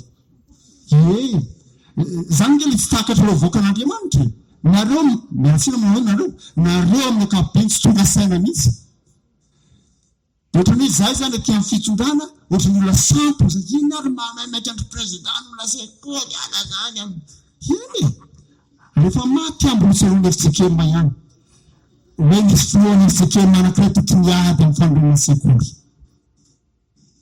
ary amin'izay fotoana zay raha tsy mety tsika ho diso alina loatra za zany mitena zany aminareo fa fotoana zao afatsika metsika ravina marana toaniny sekolitsika manorena raha tsy manana raha misy ao dia ataovy zay avelona tsara raha tsy misy ao alefaso le diponareo amelomana tsara zay efa mitsory raha teo oka sa raikitra eny raikitraikitra ihany fa adiny azakazaka masina antafika masina azakazaka masina antafika masina ndreka nareo toko sy andiny amin'ny boky kely iny mateo toko fahavalo amby roapolo andiny faharoapolo ainareo zany teny zany ino zao momba nareo mandrakariva ambara-pahatonga ny fahataperana zao tontolo zao tokony ampiny 920 ngano le baiko ny tompo hoe mandehana ianareo ataovy mpianatra amin'ny firenena dia toizy nazakazaka masina mitafika masina tompoko toizo mandeha nalofa natany amin'ny syvaparitany anankiray efa taloha zany fa tsy zao kory mihitsy le mpitany natany dia mba anaovika ny fanofanina mombany hoe le fanekeny dekony anao asa lehibe ny asa iombonana sy ny fitoriana ny firazantsara dia fiangonana kely izy raha tsara ny fitadiko 20 ngamba le dekony fanoko teo dia nanontany amin'ny 20 reo tompoko izy zany dekony vaovao tamity vao fidy dia 10 ngamba izay 20 zany nefatra any teo nareo 20 efa dekony teo tsika menakavy daholo anety fa za nisy menatra izy taminareo anefa mideny matafika masina dia mangatana somatsara ndry mandre 20 ndry efa betsako nombany praefany ko fa gaga ianao misy olona dekona natry ny 20 taona efa ataovy zobily vola fotsy tsy mbola matafika masina sy ndreo mampiazo any aminareo mo tsisy an'izany fomba mandehana reo manao tafika masina tafiditra anatin'ny faneken'ny dekona zany anao asa lehibe ny fitoriana ny firazantsara dia mandehana ianao mba mandehanao dekona sy lolo io fa tsy mampisika mandehana rakiza mahireza tsara tsidrano dia mihafa tsofinao raha mandeha ianao tokozery tsy mety mandehana marina anisan'ny zavatra teny nanoina ny foko mihitsy mandeha tany amin'izany ambany vohitry rahatsina fa vely andaran'le tanàna zany toeran'izany 10 kilometra avitra tanina 10 kilometra dia mandeha zay mbola sy teon'le tanàna fa mbola mandeha ambany vohitra koa dia tonga tamin'ilay toerana zay hitokana fiangonana. Dia fiangonana io a nefijekea mamanandrina lovasoa ilova vahadrano no anorina azy tao anatin'ilay zaka hoe fitozy firazantsary Madagasikara. Dia tonga tany tao anatin'ilay fandraisam-pitenenana dia hoy zareo ary fifaliana ho anay ankehitriny ny mampahafantatra anareo manao hoe ahoana moa ny androany ny fitsanganana ity fiangonana ity.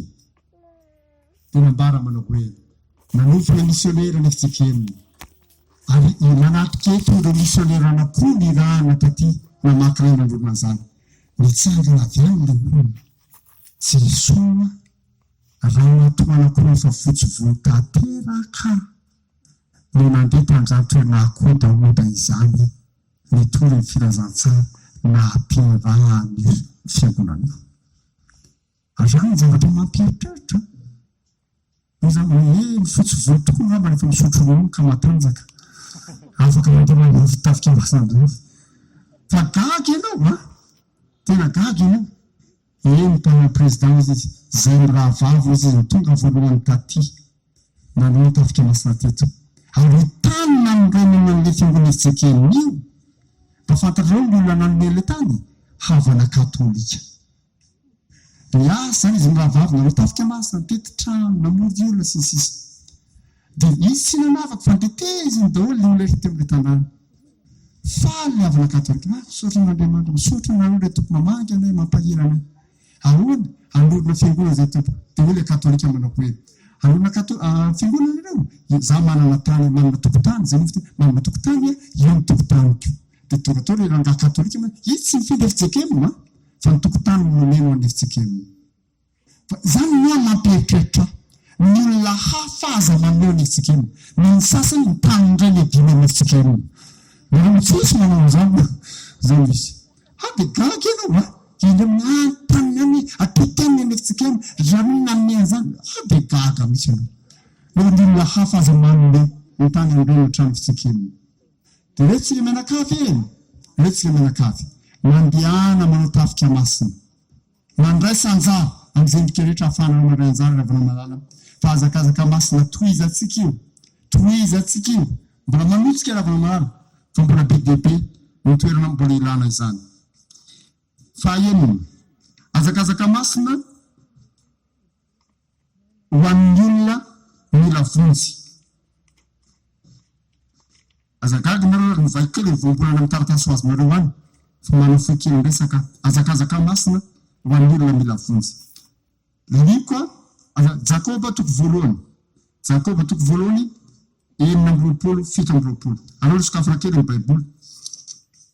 Jakoba toko voalohany 7:20. Jakoba toko voalohany 7:20.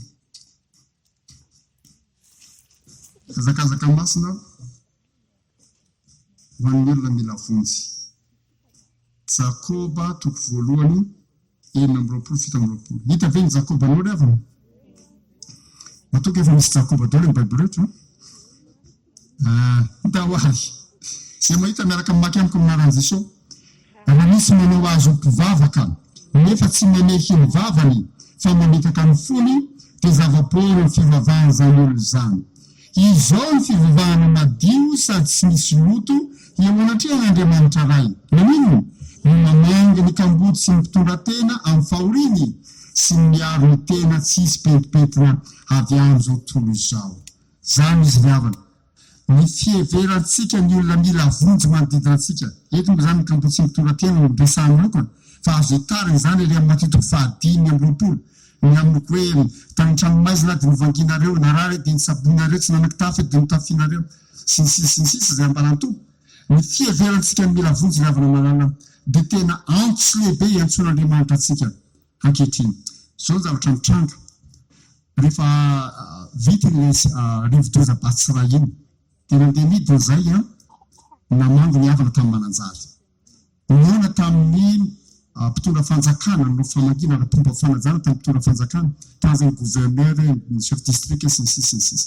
Zany moa zany tsy resahan'ny olona fa fifanijoko tamin'ny ray aman-dreny ihany no tena resahan'ny mpanao gazety fa tena hanao zany famangina zay dia hoy mpitondra fanjakana misaotra ny fijekemina zay fa ny fijekely ny fiangonana voalohany tonga namangy any toariana ny trabona zava-dehibe zany lavana malala ny antony anaovana an'izany tsy akana 19 ny mpitondra fanjakanako fa ny fahatsiarovany fiangonana fa tsy maintsy mijery ny mila voantsika dia nana tamin'ny président synodale tamin'ny fisinarina taona teo zao izy nataon'olona amin'ny misaotra an'Andriamanitra amin'ny fijekely amin'izay fa ny fijekely zany rehefa tena tonga tokoa ilay fahoriana be dia ny président synodaly no mitady fomba ny tanterana vary dia mandeha aho izy ao anatin'ny fotoana anankiray dia manatitra vary fologona amin'ny anarany fijekely dia mandeha indray any amin'ny toerana anankiray tena lavitra be antsoina ny olona avianareo a tsy tokako antsoty fa nareo no mibata azy fa ny vola tokony omena ny tomobila itondrany satria tsy tonga ny tomobila ity ny vola tokony omena ny tomobila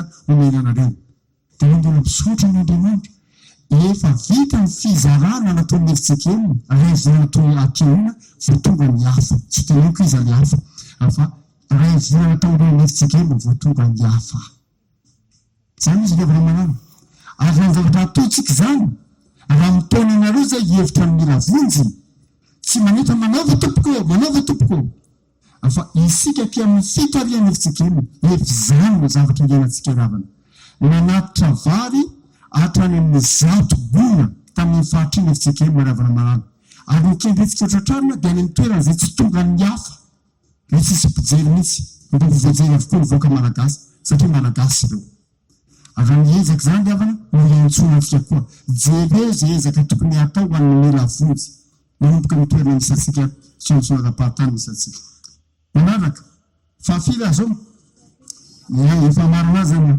fahafito azakazaka masina amin'ny fampianarana mamaky teny sy manoratra azakazaka masina amin'ny fampianarana mamaky teny sy manoratra ny texte ao anatin'ny le boky kely iny avana dia miasan'ny apôstôly toko fahavalo andiny faraka amin'ny telopolo asa valo araka amin'ny telopolo fampianarana mamaky teny sy manoratra mahatsiravina ravana ny hamaroan'ny olona tsy mamaky teny sy manoratra eto Madagasikara ankehitriny tena mahatsiravina mihitsy ny fanontaniady zao raha mpanao fanekena ny kristiany fijekely ntsika hoe ekeko ny tisy amimpo azy amin'ny foko rehetra ka azo tivavaka sy mamaky baiboly aolana azo mamaky baiboly raha sy mamaky teny izy aola izy dia miezaka ataontsika zany zao dia andeotsika hiezaka mba hampianatra mamaky teny sy manoratra ny missionnaire irany ravana maro efa nampianarina zany fomba zany dia misy ezaka ho atao zany ao dia manatentsika ny amin'ny afahantsika milotsaka amin'izany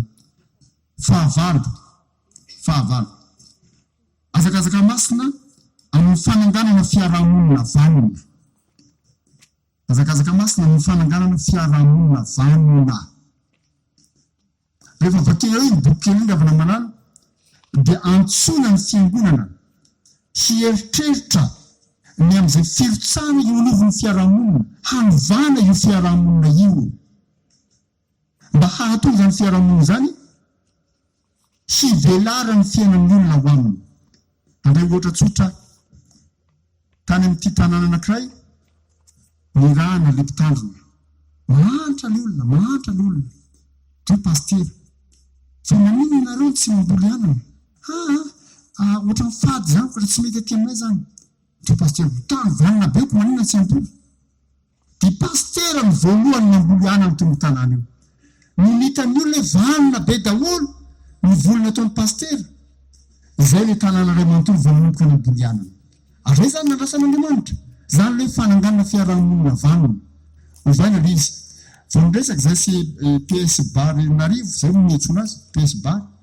hoe tany amin'ny tanàna anankiray tonga le mpitany le fingoa le olo amin'le tanàna tsy mahala zao sy zao i pastera no mikarakara an'ilay ezaka voalohany natao ary ny vola azon'ny pastera tamin'ny ezaka nataony tamin'ny tanàna io na azo tamitrano taty Antananarivo le olona mahantra fa diranovana nefa ny zavatra tokony atao eo dia mahita ny pastera hoe pastera tsao ny pastera barnarivo zany tany toerana misy azy ty izy nahazo tomobila avy amin'ny ezaka manokana atao mipona atao tanàna ray zao le petrana ny olona mitakozehitra anatin'ny fantrana pastera mahavoaka tomobila tsy satria nanao risoriso tsy satria nanodikodiny volam-piangonana fa satria nainkarataka mampiasa ny zava-misy mitovy ny iaina amin'ny pastera sy mivoaka amin'ny tanàna ny olona minetika anatin'ny fantrana pastera mahavoaka tomobila ianao zany azo ataony manova ny tantara amin'ny fiarahamonina anankiray ravana malala adrano miantsona antsika mba jereo inona ny zavatra atao azo atao amin'ny tanàna misy atsika fa misy zavatra azo atao ry havana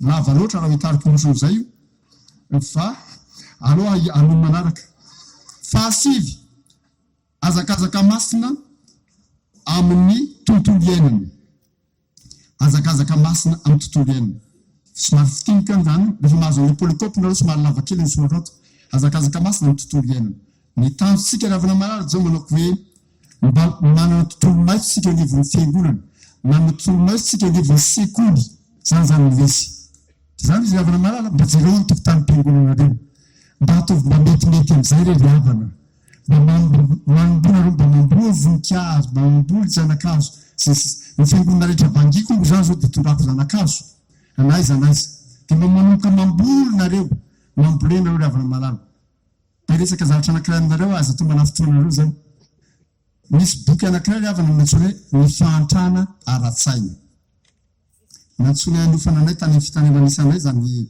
milaotra ny boky io faldra fieferana ny anarany izy manao hoe zao izy ny manatin'ny sainao ihany mety eo tokotaninao fa zay mba tsy le fitenyle ranga io raha ohatra ka misy roso tsara paroty zao satria nisy olona mieritreta aminao anao rangamba asina voninkazo eto tsy zany tsy tonga ho azo teo io raha tsy nisy olona mieritreta hoe asina voninkazo eto ary tsy voninkazo ohatran'izao ny teo fa mety mahavoadana raha ohatra ka zay mieritretileolana zany hoe zay tao an-tsainao mivoaka tokotaninao dia jereo ny tokotaninao fa raha misy roso tsara tare dia an-tsainao misy roso tsara tare ary raha misy boza tao tokotaninao inona no an-tsainao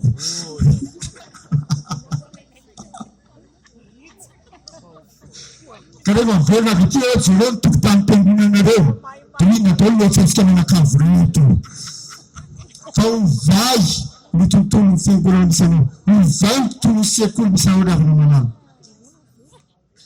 efa matsanareo zao sary tokotany mpiangonanareo ayayayay mahafinaritra dia zao mba mandiana koa nareo mba mamboly azo ndana mamboly azo ravana manano zavatra lehibe miezaka ataontsika mamboly azo ny tenina ataoko tany amin'ny fiangonana rehetra mitondrako zanakazo dia zao manao hoe ny FJKM raha mamboly azo dia tsy miantony ekôlôjika amin'ny amin'ny tontolo iainana fotsiny naloatra fa tena antony ara-tsoratra masina sy ara-pona Andriamanitra raintsika no namorona izay zava-boary rehetra mahafinaritra manodidina antsika izao ny simban'ny olombelona ny fahotany ny tontolo tsara ny men'Andriamanitra antsika koa satria simban'ny olona zavatra tsara nataon'ny raiko nataon'ny dadako dia izaho izay zanaky dada no manarina indray izany amin'ny fambolikazo tsisy resaka politika misy zany teny zany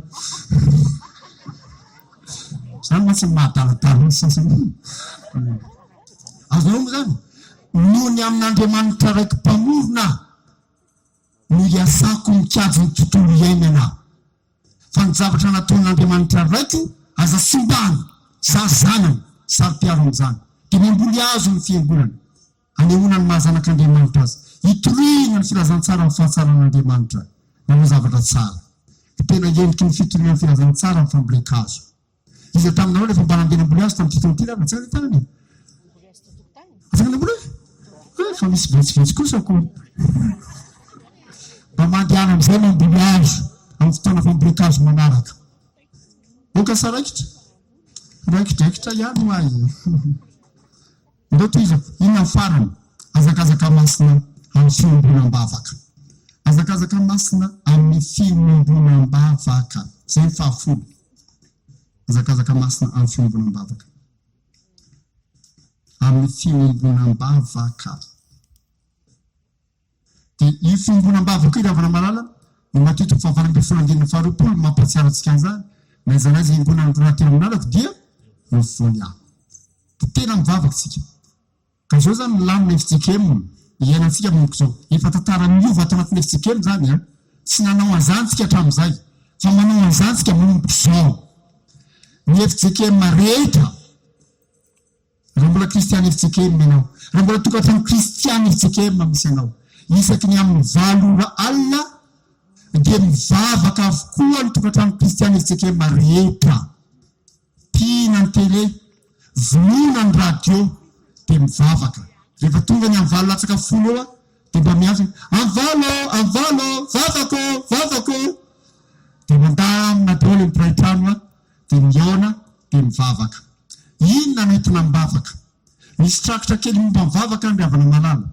Saingy zao na tsy manana le trakotra kely iny anao, raha mandreny radio fahazavana ianao, jereo fa amin'ny fito sasany eo de lazainy amin'ny radio fahazavana reto indray nentina mibavaka an'io.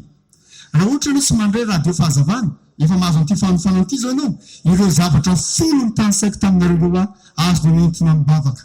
Hoe de mivavaka zay Jesosy ho amin'ny fanangana ny vomerany azakazaka masina, mivavaka zay ho an'ny herinandro ny fianakaviana mba hisy, indrindra raha tsisy amin'ny fiangonana misy mba hisy eto aminay amin'izay zany, ny amin'ny vomera mivavaka zay mba hisy tsangana amin'izay vomera fa ireo zavatra folo nomeko anareo reo efa antombavaka feno hoentinareo ravana malala isan'andro. Zaho a mijoro vavolombelona aminareo a, za mino hatrany aty fanahy fa rehefa mivavaka ny fiangonana aseon'Andriamanitra ny voninahiny. Zavatra tsy azo noeritreretiny, zavatra samy hafa ravana tanteran'Andriamanitra rehefa mivavaka ny fiangonana. Ary anjarantsika ravana ny miaina an'izany. Ny fiainantsika tsara hafa, ny fiainantsika isan-tokantrano, ary ny fiainan'ny fiangonana sy ny firenena manontolo. Andao ary hiditra amin'ny faefatra farany aho. Ny fahakiantoko lehibe ravana maro dia tsy manana famantaran'ora, tsy fantatro rehefa tonga any tampony Samoana ve nareo satsira. Ay, efa rakakaiky ny tampony Samoana ihany. Inona ny faefatra farany ary? Ny diakona sy ny olona tanterao ny fiazakazana. Reo misy fiazakazana azonao atao. Midira ny voamerany azakazaka masina raha miantso an'izany paster. Nomany ny herinandro fianakaviana mba mifanaitra nareo. Andany midira ny voamera fanany mantsozy ny olona tokony ao. Andany jereo zay mba ezaka ataonareo fitandremo mba ny sekoly. Andany mba mbotsaka amin'ny tafika masina. Andany mba jereo mila vonjy manodidinareo. Andany jereo sao dia misy fampianarana makteny sy manoatra azo atao. Andany mba jereo zay zavatra azon'ny fiarahamonina atao, azon'ny fiangonana atao ny fiarahamonina. Andany mba mikarakara tontolo iainana na manomboka mamboly voninkazo fotsiny aza eo amin'ny tokotanim-piangonana sy ny sekolinareo. Andany mba manomboka ny fiainam-bava. Misy azakazaka masina azo atao zany. Ny afaka jonona hoe tanterao ny fiazakazanao. Dia ny zavatra folo reo ve tsy mba misy azonao atao mihitsy. Tonga ny trano aloha zao raha riva. Dia raha ohatra aloha zao dekonina vavy, dia rangaha vadinao zany tsy dekonina. Dia antany manahoana reny ny tany a. Dia mbazavana hoe vita rainy a. Mba tsy zay fotsiny lavarinareo azy. Mba valia zay vita rainy a. Dia amin'ny valo zao tsika miara-mivavaka azonao dia mantany hoe amin'ny valo ahoana indray. Zany ny resaka, zany ny azakazaka masina ataontsika izao ka amin'ny valo. Dia mantany ankizy ahoana hoe neny isaka ny amin'ny valo mety hanimandy ahoana hoe isaka ny amin'ny valo tsika mivavaka mety hanimandy nga fa tsy manao mivavaka tsika isaka ny amin'ny valo manompo zao anaka. Azonareo moa zany mba miova manomboka miny tantara ao anatin'ny tokantranonareo. Zany nandrasan'ora tanterao ny fiazakazanao. Fa tsy hoe mipetraka miankina tsara misapa eto. Mahafinaritra kosa zany. Mody any an-trano tsisy zavatra atao. Tsy lasy zany marina. Zay misy. Nareo nge olona mampimeny. Reto ravana maro misy zavatra efatra amaranako azy. Ny voalohany, aoka ho marina amin'ny firotsahana an-tsehatra. Zay. Aoka ho marina amin'ny firotsahana an-tsehatra. Rehefa nampianarina ianao, nampafantarina anao zay nazakazaka masina zany teto androany, ndana mody dia tanterao zany. Ny polikopy mekonao misy dindinika ravy momba zany fa tsy hoe sako tsony eny amin'ny fotoana. Dia mba tena andray anjara ianao, tsy taza-potsiny ianao, tsy ho variana manakinany manao ianao, tsy anakivony efa manao indray ianao. Za masina ataon'ny sasany, le manao indray ny kianina. Dia hoizy nareo amboly azo, tsisy ataoko. Dia gaga misy olona matavavaka. Nareo mo tsisy manao an'izany. Le manao indray ny kivin'ny sasany. Mazava tsara aminareo zany zao loharano le azakazaka masina, fa tsy hoe izy akory mikevoka raha manao izy. Dia zao, rehefa manao ihany, dia mba tsy manao kitoto. Zany le izy. Ary rehefa manao dia mba maharitra. ihany koa amin'ny fanatanterana zany. Aoka ho marina amin'ny firotsahana antsehatra. Za moa zany fanantenana. Ny kristianina nentiko toandrona dia mandrea amin'ny teny matetika. Za dia manantena mandrakarivo na dia diso fanantenana matetika aza. Manofana olona arivo ianao olona folo manatanteraka anzatra na nofaninao. Nareo tsisy manao anzava, manatanteraka tsara daholo zao rehefa tonga an-trano. Zay. Zay nge mahafatsika ty Antananarivo atsimo hoe. Tsika tena hafa mihitsy. Arivo nifana, arivo manatanteraka. Sa tsy zany? Zany mihitsy e. Izy manana ratsy tena ohatran'ny antsika eto. Aoka ho marina ny firotsahana antsehatra. Faharoa, aoka ho marina amin'ny fandroratena. Aoka ho marina amin'ny fandroratena. Tsy maintsy hamadika baiboly ihany nareo ty ravana marina. Korintiana faharoa toko fahavalo. Korintiana faharoa toko fahavalo. Korintiana faharoa toko fahavalo, andininy fahadimy. Nanao hoe ezaka famorim-bola be mihitsy Paoly anampiana andreo kristianina trapahasahirana no tany Jerosalema tamin'izany fotoana zany. Nizaka ny olona, zay koa mba handray anjara, zay koa mba handray anjara ny kristianina tany Makedonia. Dia jereo angely andininy fahadimy, Korintiana faharoa toko fahavalo andininy fahadimy. Zay mahita miara-mamaky amiko amin'n'an'i Jesosy manao hoe ary tsy araka ny nantenainay. Fa ahoana izy? Ny tenany no natolony ho an'ny tompo aloha. Ny tenany no natolony ho an'izy ho an'ny tompo aloha. Hatranga izy io ravana marala io. Zany izy io hoe aoka ho marina amin'ny fandroratena. Io le olona ampianarinao, hofaninao, entaninao, tsy mihetsika io. Tsy afaka mihetsika izy satria tsy misy aina. Tsy misy aina. Raha ohatra marina amin'ny fandraisanao Jesosy Kristy ho tompo sy mpamonjy anao. Raha marina ka iombonana amin'ny apôstôly Paoly ny teny mana tsy izaho intsony no velona fa Kristy no velona ato anatiko.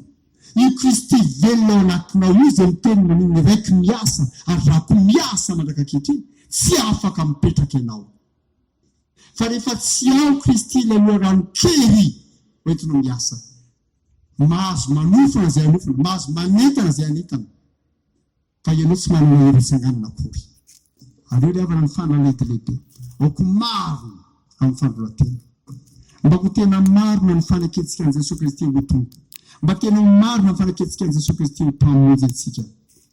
Mba hahafahantsika manatanteraka ny asa tian'Andriamanitra ataontsika. Mba tena marina ny finoana hivelomantsika. Tsy mila mamadika baiboly tsony nareo fa hainareo maty zany. Jaune 4:12. Jaune 4:12. Ahoana Jesosy? Izay mino ny asa ataoko no ataony koa. Ary ny asa lehibe nofony izany azy satria izaho makany amin'ray. Zay nambaran'i Jesosy. Raha ohatra avadika zany izy, izay mino ny asa ataoko no ataony koa. Zany hoe io olona tsy manao ny asa io tsy mino akory. Zay dia ntikany.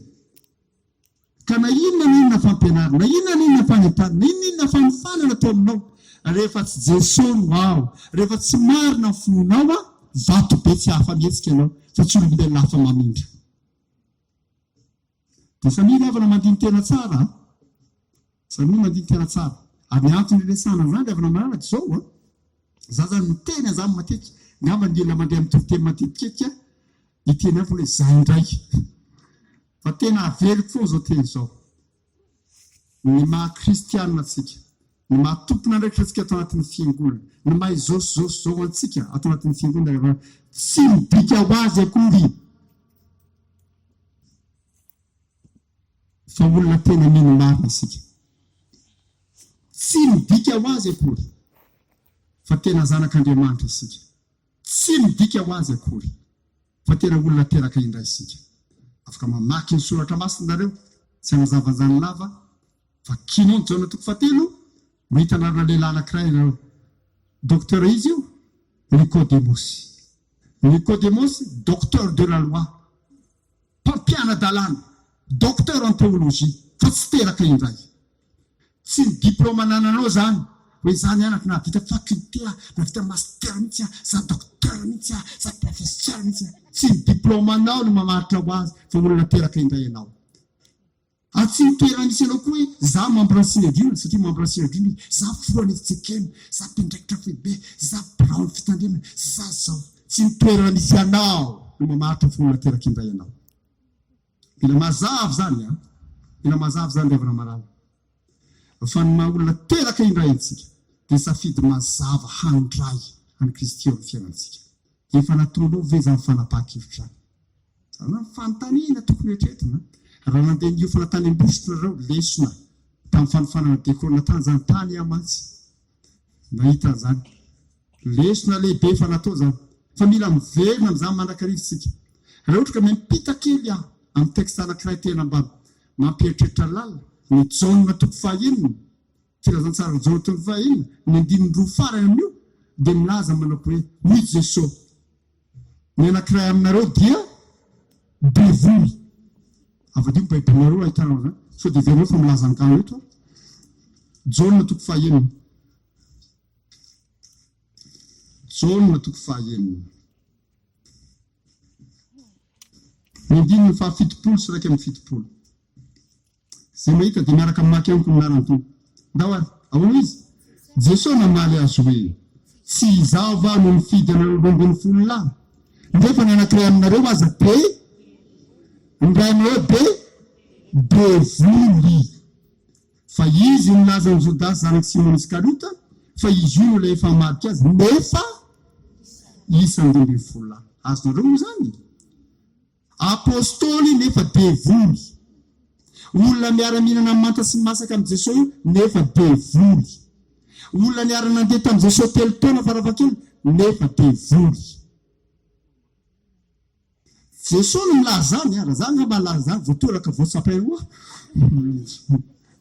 fa Jesosy no milaza zany raha tohizana amin'ny fiainan'ny fiangonana kehitriny misy zany paster nefa devoly, dekona nefa devoly, lolona nefa devoly, mpiandry nefa devoly, katekista nefa devoly, tokoteny nefa devoly. Atỳ tany revatsiny moa tsisy an'izany fa miteny fotsiny aho hoe raha raisiny zany zany nambarany Jesosy. Jesosy le lohan'ny fiangonana ny mahalala dia anjarantsika manontany hoe za va izany raby io anjarantsika manontany kely avaka za va izany raby io dia ny tsara ny teny Jesosy mihainao misy nefa za mety fanona dia anjarantsika mihaino ny tompo a ito tsisy aky tsara eto, tsisy aky tsara eto fa ianao sy Jesosy no mifanatrika za va izany raby dia io ivaliteniny fa valiana ianao valiny tsara mihitsy ianao, tena valiny mihitsy ianao. Dia hatramin'izao ve no mbola tsy mahalala an'izany ianao mihitsy anazoko zany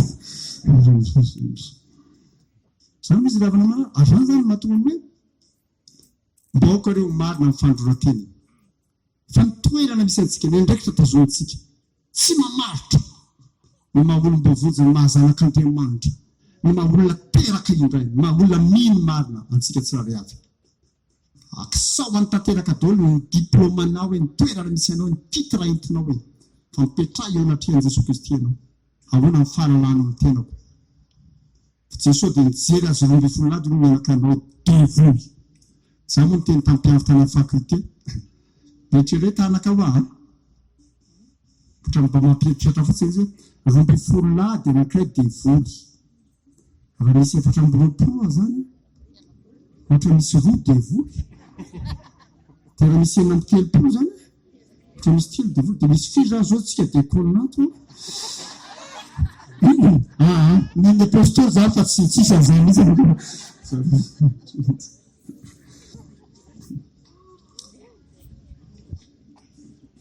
rehetrareto zany mana tena hitanareo any an-danitra raha hoaninareo. Fahatelo aoka ho marina amin'ny fomba fiasa, aoka ho marina amin'ny fomba fiasa, aoka ho marina amin'ny fomba fiasa. Tena mba marina ravina malala zavatra roa fotsiny mba lasako aminareo. Voalohany marina ara-potoana, marina ara-potoana. Salamo voalohany 1:7 ny asany rehetra dia ataony lavorary avokoa ary izy dia mamoa amin'ny fotoana fa tsy oatra mipaiso malahelo ako napaiso maninona mipaiso ohatra vokatra desambra izy marsa voamono mpamarina ara-potoana amin'ny polycopie nareo misy texte momba ny Jesosy zany izy zavana maro za zany de nisan'ny olona tsy matara mihitsy fandroany atara reraka loatra nitarika amin'ny fivoriam-pelatra fibelatra ny valo andro tsy nanana fotoana ny tona de tsy maintsy nandeha tany Mahatsinjo de tsy tafafoa efa tonga tao an-trano pasteur Barinarivo zay avoataitra hoe any no andeha de ny tompony amelaneloko ary mamelany eloko fa fantatra zay nataoko zao no izy viavana misy olona indraindray voatara fa misy olona abonné amin'ny fahatarana isaky ny anao servisy tara foana arezary rano amin'ny sivy miditra efa amin'ny sivy latsaka dimy zao ty tara isaky ny vory fivoriam-pevitra raha tara foana nareo mbo tsisy manao an'izany izy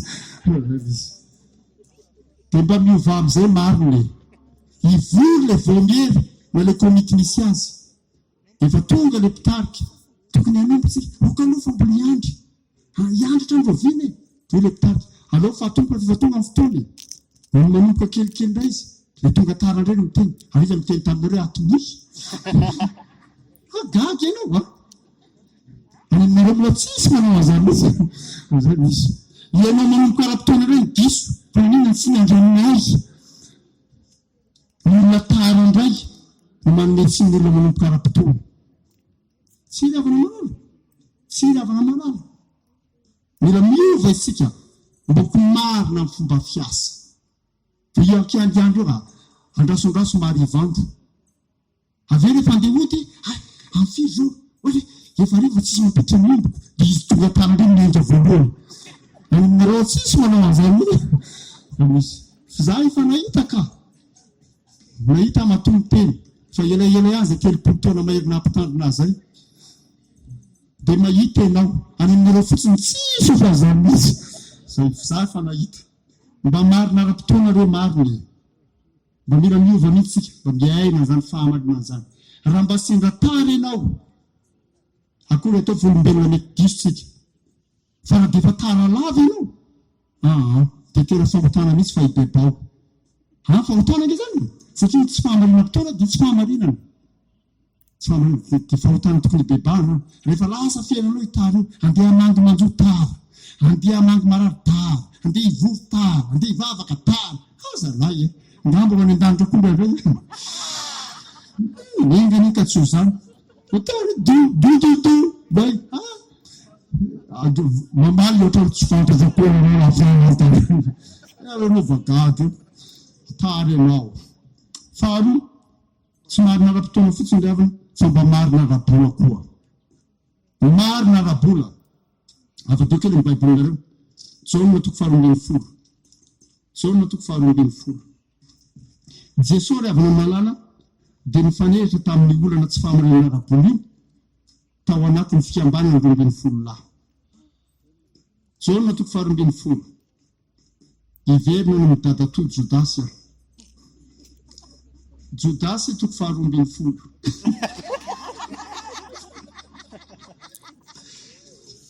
mindininy fahaefatra hatreo amin'ny mindininy fahaenina zay mahita le toko faharoambin'ny folo reo ahoana vosaotra amin'ny lalantony ary Jodasy Iskariota anankiray tamin'ny mpianany na efa hamadika azy nahoana menakio ny tsy nanidy tena ary atelonjato ka nomenany malahelo ary izy no nilaza zany tsy noho ny fiahen'ny malahelo fa satria mpangalatra izy sady mitondra ny kitapo ka naka zay tao anatiny tsy zany nanohatra zany de kôna mangalatra rakotra io naka ny anaty kitapo nareo tsisy manao zany fa io Jodasy io Jodasy io naka ny anaty kitapo no soratra masina de oka reo mba ho marina ara-bola mariny oka mba ho marina ara-bola ao anatin'ny firenena mahangotsika ravana malala ary mahamenatra ny laharan'ny fahalovany Madagasikara navoaka ny Transparency International tena mahamenatra elarina fahafiry Madagasikara amin'ny fahalovany miverina avy androan-data amin'ny dimy raha mbaraka taminao teo dia nijanona kely zay tao anatin'ny serara-piaramanidina niandry fiaramanidina akaty Madagasikara. Dia nahita tompona ndraikitra ambony ny fitoram-panjakana ankehitriny a dia mifampiarahaba zay arabay tompoko a dia arabanao manokana ho a nahazo amin'ny toerana io. Dia zao a tadidiko ny zavatra nilazainao satria nisy olona vitsivitsy ngamba tsy nihoatra ny 5 zay na enina nantsony ambassadeurny Allemagne niona manokana tamin'ny vory. Dia niresaka teo zay tadidiko daholo amin'ny teny nambaranao tamintsika mivory a zao ny ady amin'ny fahalovana. Dia zao noza eo amin'ny toerana ianao zao dia ataovy ary ataovy reny zavatra ny tenenao reny. Zao valy teny natao manao hoe eny président ozy izy za milaza anao tena vonona fa manana atim-panahy lalina inona ny atim-panahinao a zao nolazay manao hoe ny atim-panahiko to zao za vonona hiady amin'ny fahalovana fa ireo olona manao fahalovana manodidinareo kristianina daholo. Mazana zany anjarako indray zao hoe raha afaka nisika tany ambany latabatra ka kristianina daholo ny olona manao an'ilay fahalovana manodidinao izy. Nareo moa tsisy manao zany zao no mahafinaritra fa ny zavatra mitrangy zany ny fanontaniana manahirana ravana marany ary ny fahalovana iainan'ny olona ny fiainana andavanandro entiny nahatra ao am-piangonana azy indraindray entiny nahatra ao am-piangonana azy dia anjarantsika ravana marany mba miezaka mijoro mihitsy mba ho marina arabola eo amin'ny fitantanana volan'Andriamanitra ny fiangonana. Ary iny dia manomboka amin'ilay kelikely ho ahy amin'ny zatra kelikely zany ohatra fotsiny manao an'ilay opération ohatra amin'ny fiangonana.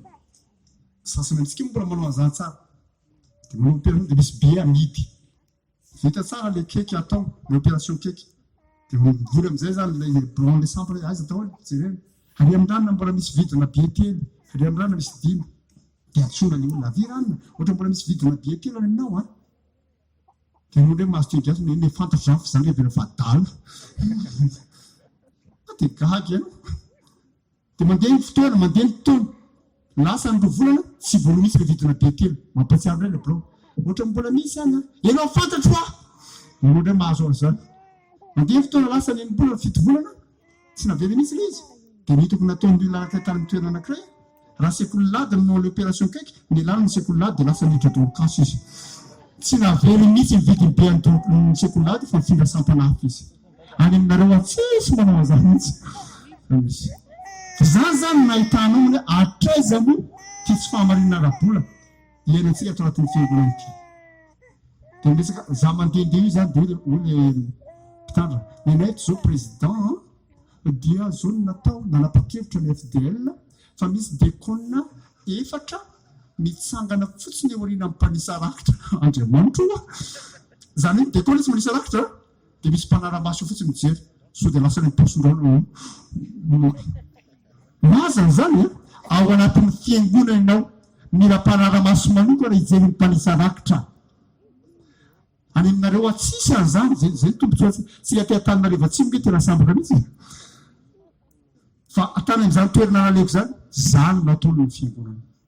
Ka reo nareo ry afaka hoe hiasa ianao anatina voamiera hiasa ianao amin'izao hiasa ianao rehefa misy asa tao misy foana resabola ao dia mba ho marina amin'izany fitantanam-bolan'Andriamanitra zany tsika fa tsy ny asan'Andriamanitra nanaovana bizina tsy hanodikodinanao za efa nahita an'izany miasa tany ambany vohitra dia hoe le fiangonana anankiray hiakatra ianao paster eno a nanana tomobile mba vidio ary le sy mahany fiangonanay raza atao tsisy olana ho a dia nomeny any vidina izy dia lasa tonga tao Antananarivo a namizy le kenkaery hividy ciment tompoko a voan'ny fiangonana dia mamena facture nividiny ciment tamin'izany doble fotsiny hoe 2 alina ariary dia io le izy dia ireo ary izy zany tsy mahala hoe paster le mpiasa teo fa dia hoan'ny fiangonana dia nakara le izy io a dia mila facture tompoko a ay dia nijereny le ranga tsara dia ono raha miseho izy otrina soratako amin'ilay facture fa ono fa otrina ho a le lazainao teo ividy le ciment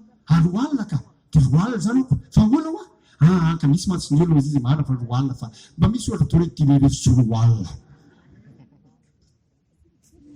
zany eky zany ny fanaon'olona sasany atao anatin'ny fiangonana dia rehefa enti ny faktora ara-dalàna misy tomboka ara-dalàna voasoa ara-dalàna entina any fiangonana amoana vola 5,000 sy roa alina dia 5,000 any am-posiny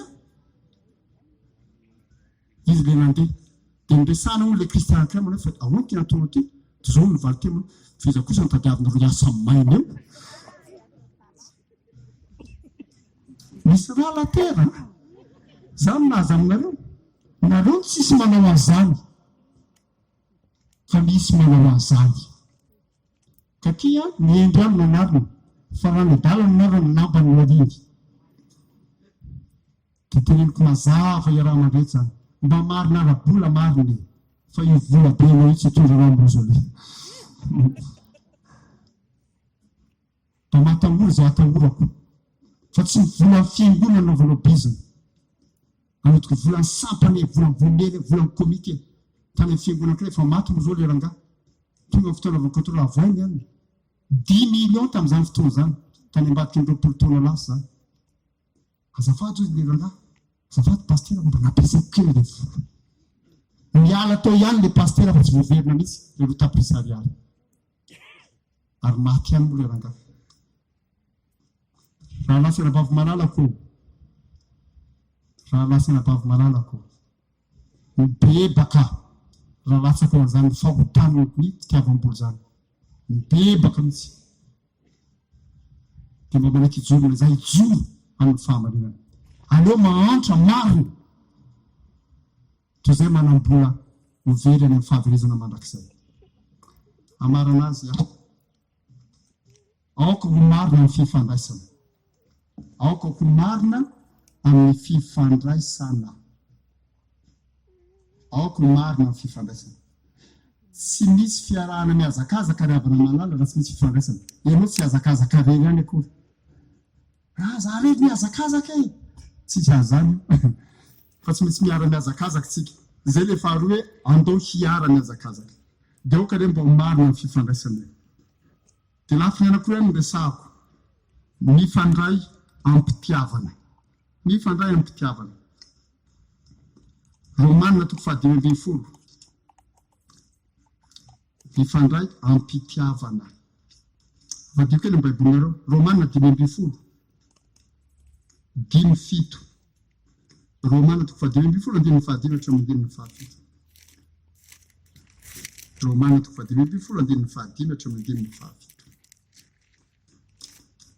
hitanao ve ny Romanina reo zay mahita dia miaraka mamaky amiko minaran'i Jesosy manao hoe fandriamanitry ny faharetana sy ny firenenana eny hampiray hevitra anareo araka ny Kristy Jesosy mba ho saina iray sy vava iray no iarahanareo mankalaza an'Andriamanitra rain'i Jesosy Kristy tompontsika koa mifandraisa ianareo tahaka ny nandraisa ny kristianareo koa ho voninahitr'Andriamanitra zany ho izy mba mifandraisa ray ampitiavana mifandраisa ray ampitiavana inona ty miadiady ty dia gaga ianao misy olo zany tena mieritreritra mihitsy hoe ny fiangonana angamba ringa fanaovana boxa dia tena gaga ianao mba mianara reny mifandray mifankatiavana olona mpiara-miasa zao ve dia tsy fampiarahaba koa ny sasany zany andre olona kristiana zao président izy hianina anke zao fa tsy miarahaba tsony kristianina nefa io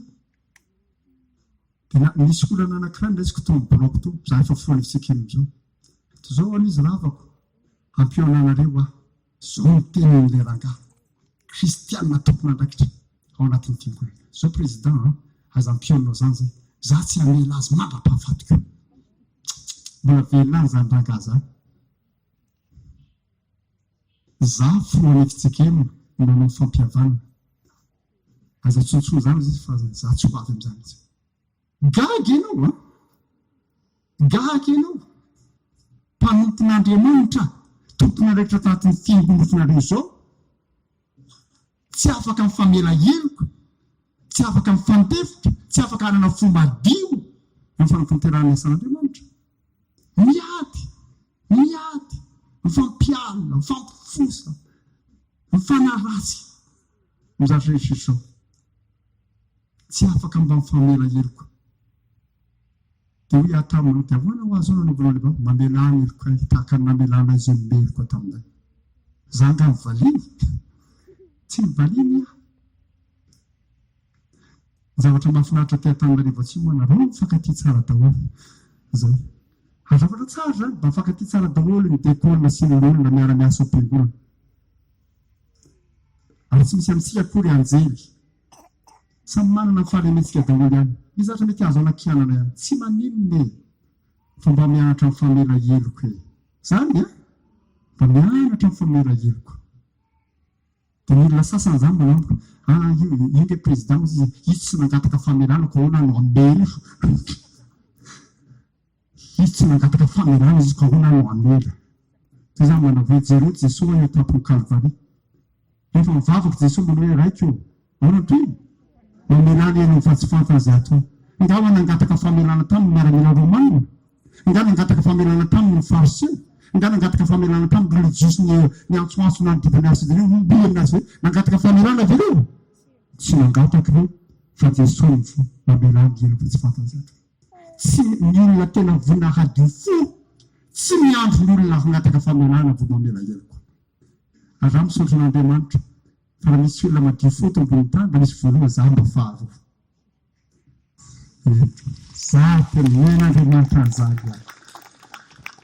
men'Andriamanitra an'izany eny avana malala zay tenenin'ny olona any miteny any anranty any amin'ny Facebook any za moa tsy mijery izy raha toeto tsy tonga aty mihitsy le loto zay misy tena madio fo ary ny tsy ambaratelo zany tena tsotra be mihitsy ny olona tsy azonao rarana tsy anao ratsy anao na teniny ratsy ny aminao na anao zay lafitomana anao tsy ampanelanao tsy azonao rarana ny olona zony sy fahafahana miteny zay teneniny any manohatra zay soratany any manao zay fihetsika teny atao any fa ny zavatra rehetra ratsy ataon'ny olona dia tahaka ny fako zay izy ka ny olona tsy azonao rarana tsy anatitra ny fako ny olo ny varavaranao avy anao ateriny fa rehefa tonga ambaravarany nao ny fako aterin'ny olona tsisy olona afaka manery anao hampititra ny fako eo ao an-tranonao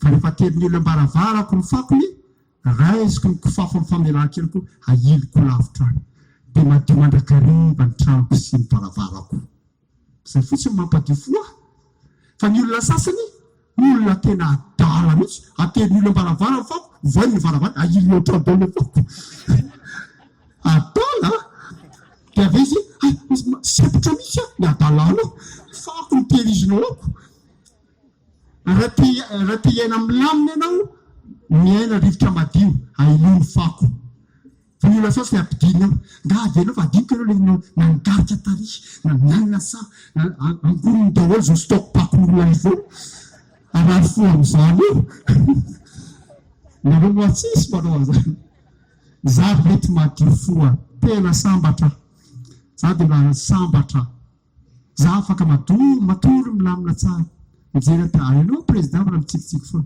fa manina tsy tsikitsiky miadala azy adala rehetra hoe ny fakonao ahiliko za tsy hitahily ny fakonao any zay misy fa ny olona adala koa betsaka ihany mitahily ny fakony hafa izy nge tsy azonao raha tsy angarika anao finy miterizao mifangarihany taminao izy tsy azonao rahana tsy hiteniteny foana aminao iny mitehirizana zay teny nataony tany azonao ataony mamela mivavaka ataoko betsaka indrindra rehefa mandray zavatra be Jesosy mamela azy afa tsy fantany zay ataony mamela azy ao ahy dia mbola mamela ino a mamela ahy zay ihany inge zavatra tsotrotra an'izany tsy zavatra sarotra mihitsy za Jesosy mamela ao ahy dia zao koa lazay mamela ao ahy zay fotsiny be madio ianao fa ny sasany indray matsy zany zay lazay anao anao ny alefa any betoro mandray ianao nareo moa tsisy manao an'izany mifankatia tsara daholo dia toy izy le afaka mifankatiavanareo zany misy zay voalohany mamifandray am-pitiavana fa ny faharoa farany mifandray am-pahamasinana mifandray am-pahamasinana Petera voalohany toko voalohany mifandray am-pahamasinana mifandray am-pahamasinana Petera voalohany toko voalohany andininy fahadimy amby folo sy enina amby folo texte classique be zany riavana fa tena fototra petera voalohany toko voalohany dimy amby folo enina amby folo hitanareo ve mipeternareo zay mahita dia miara-maky amiko aminarany tompo fa araka ny fahamasinan'ilay miantso anareo dia aoka mba ho masina koa ianareo amin'ny fitondran-tena rehetra satria voasoratra ko hoe ho masina ianareo satria masina zany izy zany mba mifandray amin'ny fahamasinana reny fa sao dia miara-miaso ao anatina vomiero miara-miaso anatina komity ao miara-miaso anatina tarika ao hoe sika samytsika ihany dia mazara mifangalabady lazazany aminareo nandeha tany amin'ny fiangonana anankiray asany fefika iny manalaiko tany hoe paster fa tonga ty anao président dia manotory teny za tsy manana fifaliana mihoatrony zany hoe hizara ny tenin'Andriamanitra zany ataoko mipelekopatsia tamin'izay resaka fahamasina indrindra dia nitoro tena zao izy ravana marala zao ny tenin'Andriamanitra kristianina masina zao izy nitokatrano kristianina masina raha misy aminareo manadala vadin'olona rehefa vidy ty toro-teniko ty dia raiso ny telefoninareo tsy hoe nareo ny telefoninanao ray olona nadala vadin'olona dia atsoa le olona vadoatareo allo rano dia mety amaro olona kiseria dia raha zao izy moa hoe vitatrony amintsika tatrony amintsika dia mety amaly izy moa hoe fa ona letsy avy nantotena hoe ka ny kristianina masina vitatrony amintsika dia mety tena izy moa hoe aza tonanazano letsy saky tena dia valika izy moa hoe valio moa hoe mamora saha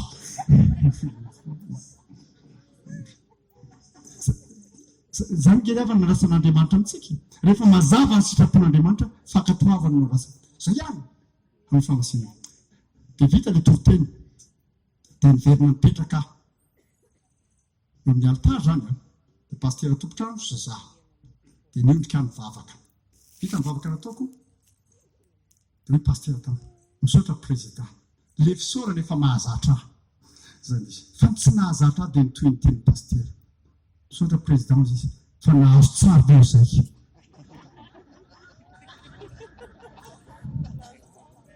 ahona nahazo tsara reo zay izy za efa miteny foana etozy izy fa inona moa zava-misy eto aminay izy midekona fangalabady izy teke fangalatra sipa any aminareo moa tsisy an'izany mihitsy tsisy an'izany aminareo eo amin'ny altara zay amin'ny rahalahy miresaka an'izany dia Jesoa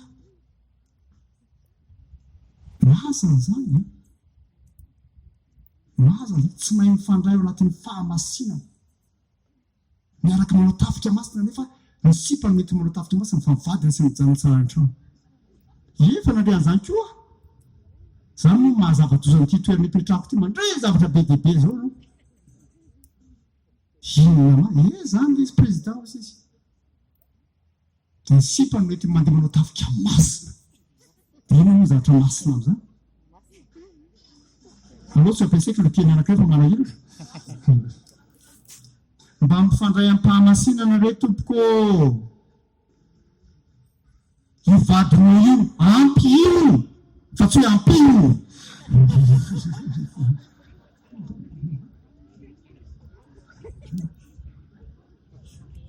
mazava ve tompo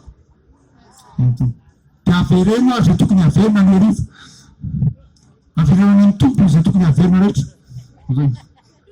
raha misy nalaina any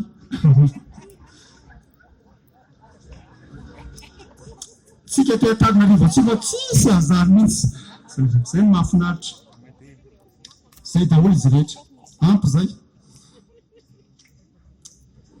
zao aby ny fehiny raha fihezitra rehetrarehetra zay ireto misy zavatra efatra voalohany miazakazaha zay izy ravana antsona hiazakazaka ianao miazakazaha diso ianao raha mipetraka diso ianao raha mandeha fotsiny satria nitakina aminao miazakazaka manao ezaka manokana mitaky hery mety ho herim-bata herin-tsaina herim-pitory herim-bolo herim-panomeza-pahasoavana misy ezaka manokana nitakina amintsika ravana malala miazakazaha zay voalohany faharoa miazaka za nohony amin'i Jesosy, miazaka za nony amin'i Jesosy, nony amin'i Jesosy sy ny fiangonana nanaovantsika amin'ny zazakazaka izao, tsy nony tsy ny amin'ny fahefam-piangonana, tsy zany nony amin'izy, nony amin'i Jesosy. Jesosy jerena izy ny tena anao miazaka za dia ankatoavy izy, ny fanotra manentana anao anaty io zany mba ko Jesosy, ny fitiavanao an' Jesosy, ny finoana ao an' Jesosy manentana anao andray anjara amin'izany miazakazaka masina zany, fa tsy zavatra hafa. Miazaka za nohony amin'i Jesosy. Fahatelo, miazaka za ho an'i Jesosy, miazaka za ho an'i Jesosy, zany hoe ho an'ny fiangonan'i Jesosy, ho an'ny voninahitry Jesosy.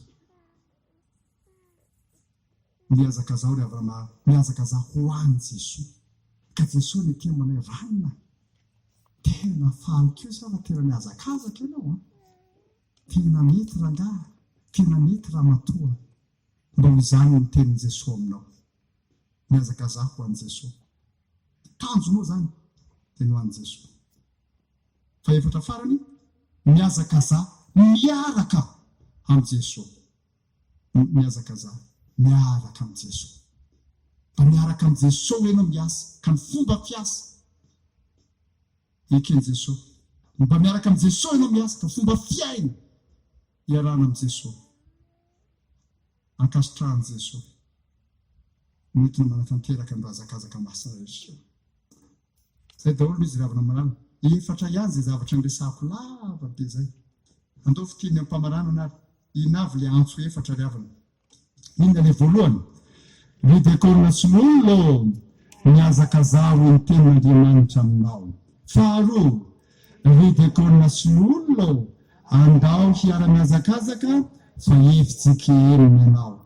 Ny fahatelo, ridekorina sy lolo fantaro miazakazaka masina amin'ny tanananao.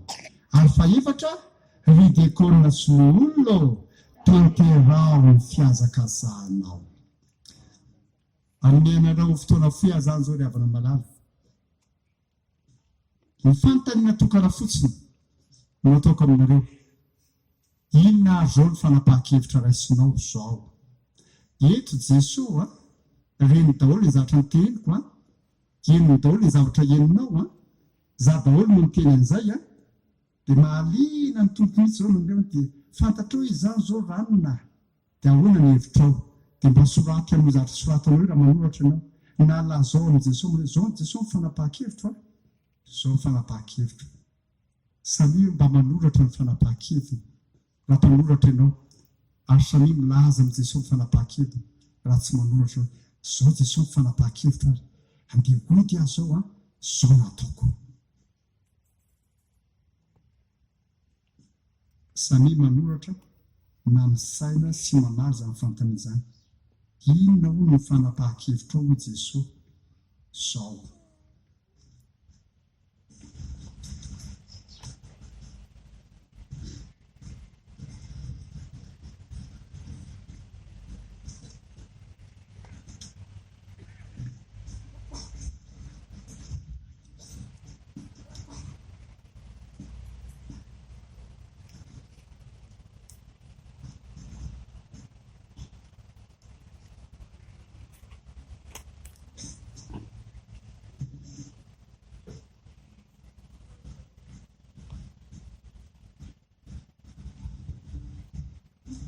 Aza manao fanapahan-kevitra be loatra so tsy vita.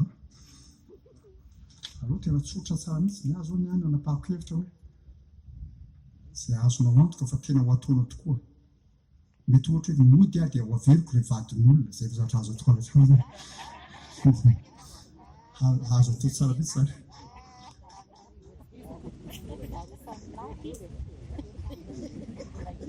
Mody dia ho averiko ilay vidina be mbola tsy lasatra amin'izao.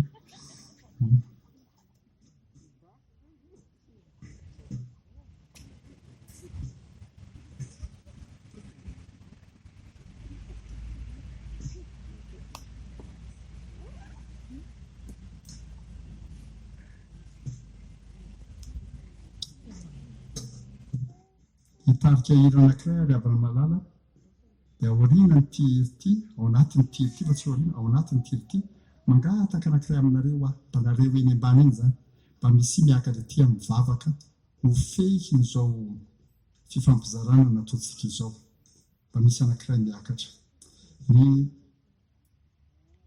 tsy le olona voaomana fa le tsy voaomana mihitsy ny tena angatahako hiakatra ity dia le voaomana mivavaka orinan'ilay tsy voaomana nareo zay mba kerem-panavy eny a mba misy miakatra ity mivavaka hosetra zany fampiarana zany miatakay mangina enokambavaly kodiakodiamy tenena miandavankehitrimo ry Jesopanazafa mideana yati romanimana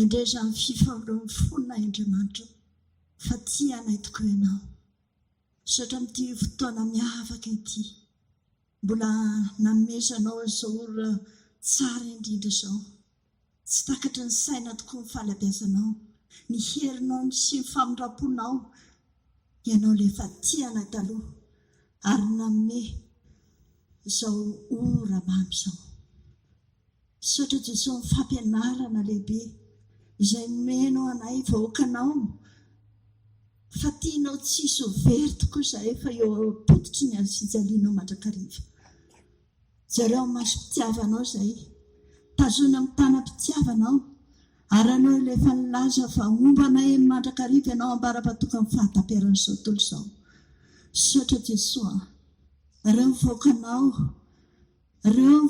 Jesosy mangetaetanao ary matoa izy tonga eto Jesosy nitady anao fatratra maniry anao ny nofony ary anao no tadiavina Jesosy faly akesa izy Jesosy noho ny aminao Jesosy Kristy satria zanakao sasany tananao tokoa dia nataonao adidinao izay Jesosy misaotra no famindraponao ary ny président FTKM Mateko Jesosy Kristy name famela berarana betsaka ny zavatra azonay taminao Jesosy Kristy noho ny famindraponao namezanao azy ireo teny marobe anatra maro ary indrindrindrindra ny fiangonanao manerana nyity faritra atsimo ity Jesosy Kristy misaotra fa hainao tokoa ny zavatra rehetra misy zavatra mahagaga tsy hainao fa hanamboaranao ny vahoakanao hanamboaranao ny sekolinao hanamboaranao an'ity izao tontolo izao tia mihitsy tompo misaotra Jesosy Kristy betsaka ny zavatra tianao resahana nefa kely ny sainanay ary kely ihany koa ny fahalalànay izay nitianao teneninay Jesosy Kristy misaotra Jesosy Kristy fa ampo anay fahasoavanao dia amin'ny anaran-tsoanao ilay Andriamanitra tsara indrindra nangatahanay sirina izany misaotra Tompo amen.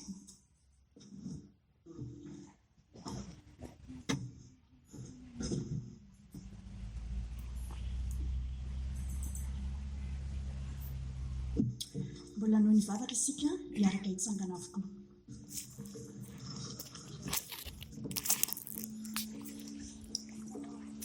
Hivavaka isika. Andriamanitra, ndreto izahay manoloana anao. manotrika ny lohanay mivavaka aminao. Misaotra anao indrindra Andriamanitra ny amin'ny fotoan'androany izay nomenao anay nahafahanay niombom-bavaka nandray fampianarana, nampahery anay izany ary nampitombo ny finoanay. Koa indreto izahay diakona sy olona vonona hiazakazaka noho ny amin'ny teninao Andriamanitra. Indreto izahay diakona sy olona vonona hiazakazaka fa FJKM izahay. Indreto izahay diakona sy olona vonona amantatra ny hazakazaka masina any tananao anay. Indreto izahay diakona sy olona vonona anatanteraka ny fiazakazana. Ataonay zava-dehibe Andriamanitra ny fananganana voamera. Ataonay zava-dehibe ny fiaina ny fianakaviana. Ataonay zava-dehibe ny fanana ny fiombona ny FJKM. Ataonay zava-dehibe ny famonjena ireo mila vonjy. Ataonay zava-dehibe ny fanohanana ny sekoly FJKM. Ataonay zava-dehibe ny firotsahana an-tsehatra amin'ny tafika masina. Ataonay zava-dehibe ny fampianarana an'ireo izay mangeta eto izany. Ataonay zava-dehibe ny fikajiana ny tontolo iainana.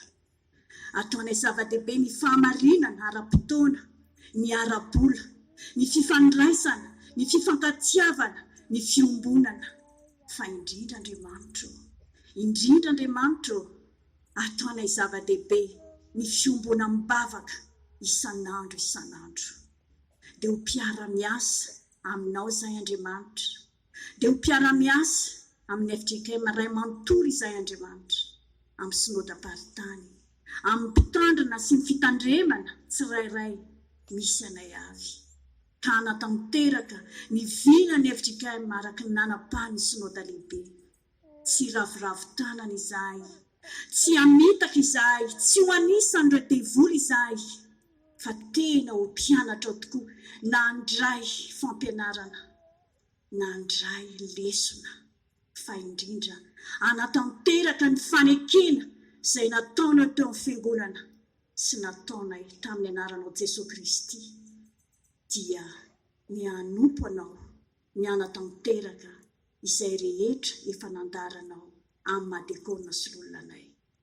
Ankasitranay izany Andriamanitra, nefa mangataka aminao izahay, ampio izahay, ameo hery izahay, ny fanahy masina ao ka hitarika anay mandrakariva mba tsy hivilivilianay lalana ka hivadika amin'izay efa nekenay. Dia indreto ary ny avy ao amin'ny folobe FJKM izay tariany filoha Andriamanitra, fantatray ny hazakazaka izay ataony isan'andro mafy, ary indrindra tsy misy fialan-tsasatra. Nefa ny angatanay Andriamanitra dia hanome fifaliana ho azy ianao miaraka amin'ny ankohonany, ahatanterany izany asa masina, hazakazaka isan'andro izany. Dia tsy noho inona fa noho ny aminao Jesosy Kristy. Indreto koa ny mpiara-miasa ny synodam-paritany, indrindra ho an'ny PS izay mamangy anay ihany koa amin'izao fotoana izao, lavitra tokoa ny toerana misy azy. Nefa dia nomenao fitiavana sy famindram-po miaraka aminay eto. Ny tanam-pahasoavanao ho amin'ireo synodam-paritany rehetra, hiara hiazakazaka, anatanteraka ny vina, indrindra ny fananganana ny sekoly izay tsy taremarika fotsiny ihany, fa taremarika misy heviny, indrindra taremarika mba ho amin'ny fanatsarana ny sekoly FJKM. Indreto ihany koa ny ao amin'ny branche synodam-paritany izay mampisy antom-pisinay, taridalana azy ireo koa ianao, anao zava-dehibe ny hazakazaka ny vina ny FJKM. Ary indrindra indreto izahay diakona sy olona atao anatin'izao synodam-paritany Antananarivo Atsimo izao, nanoratra izahay, nihevitra izahay ny amin'izay ho tanteranay avy hatrany. Aza atao soratra fotsiny izany, tsy ho hevitra mandalo fotsiny ihany, fa tena ho tanterana avokoa, satria teto anatrehanao izahay no nanoratra sy nihevitra izany. Izany no vavaka Andriamanitra, vavaka ataonay amin'ny anaranao Jesosy Kristy. Inoanay fa Andriamanitra mihaino vavaka ianao, ary Andriamanitra mamaly vavaka ihany koa. satria lehibe ny fitiavanao sy ny famindraponao. Dia amin'ny anaranao Jesosy Kristy malala tomponay no ametrahana izany vavaka izany. Misaotra indrindra Andriamanitra. Amen. Mazao toerana isika.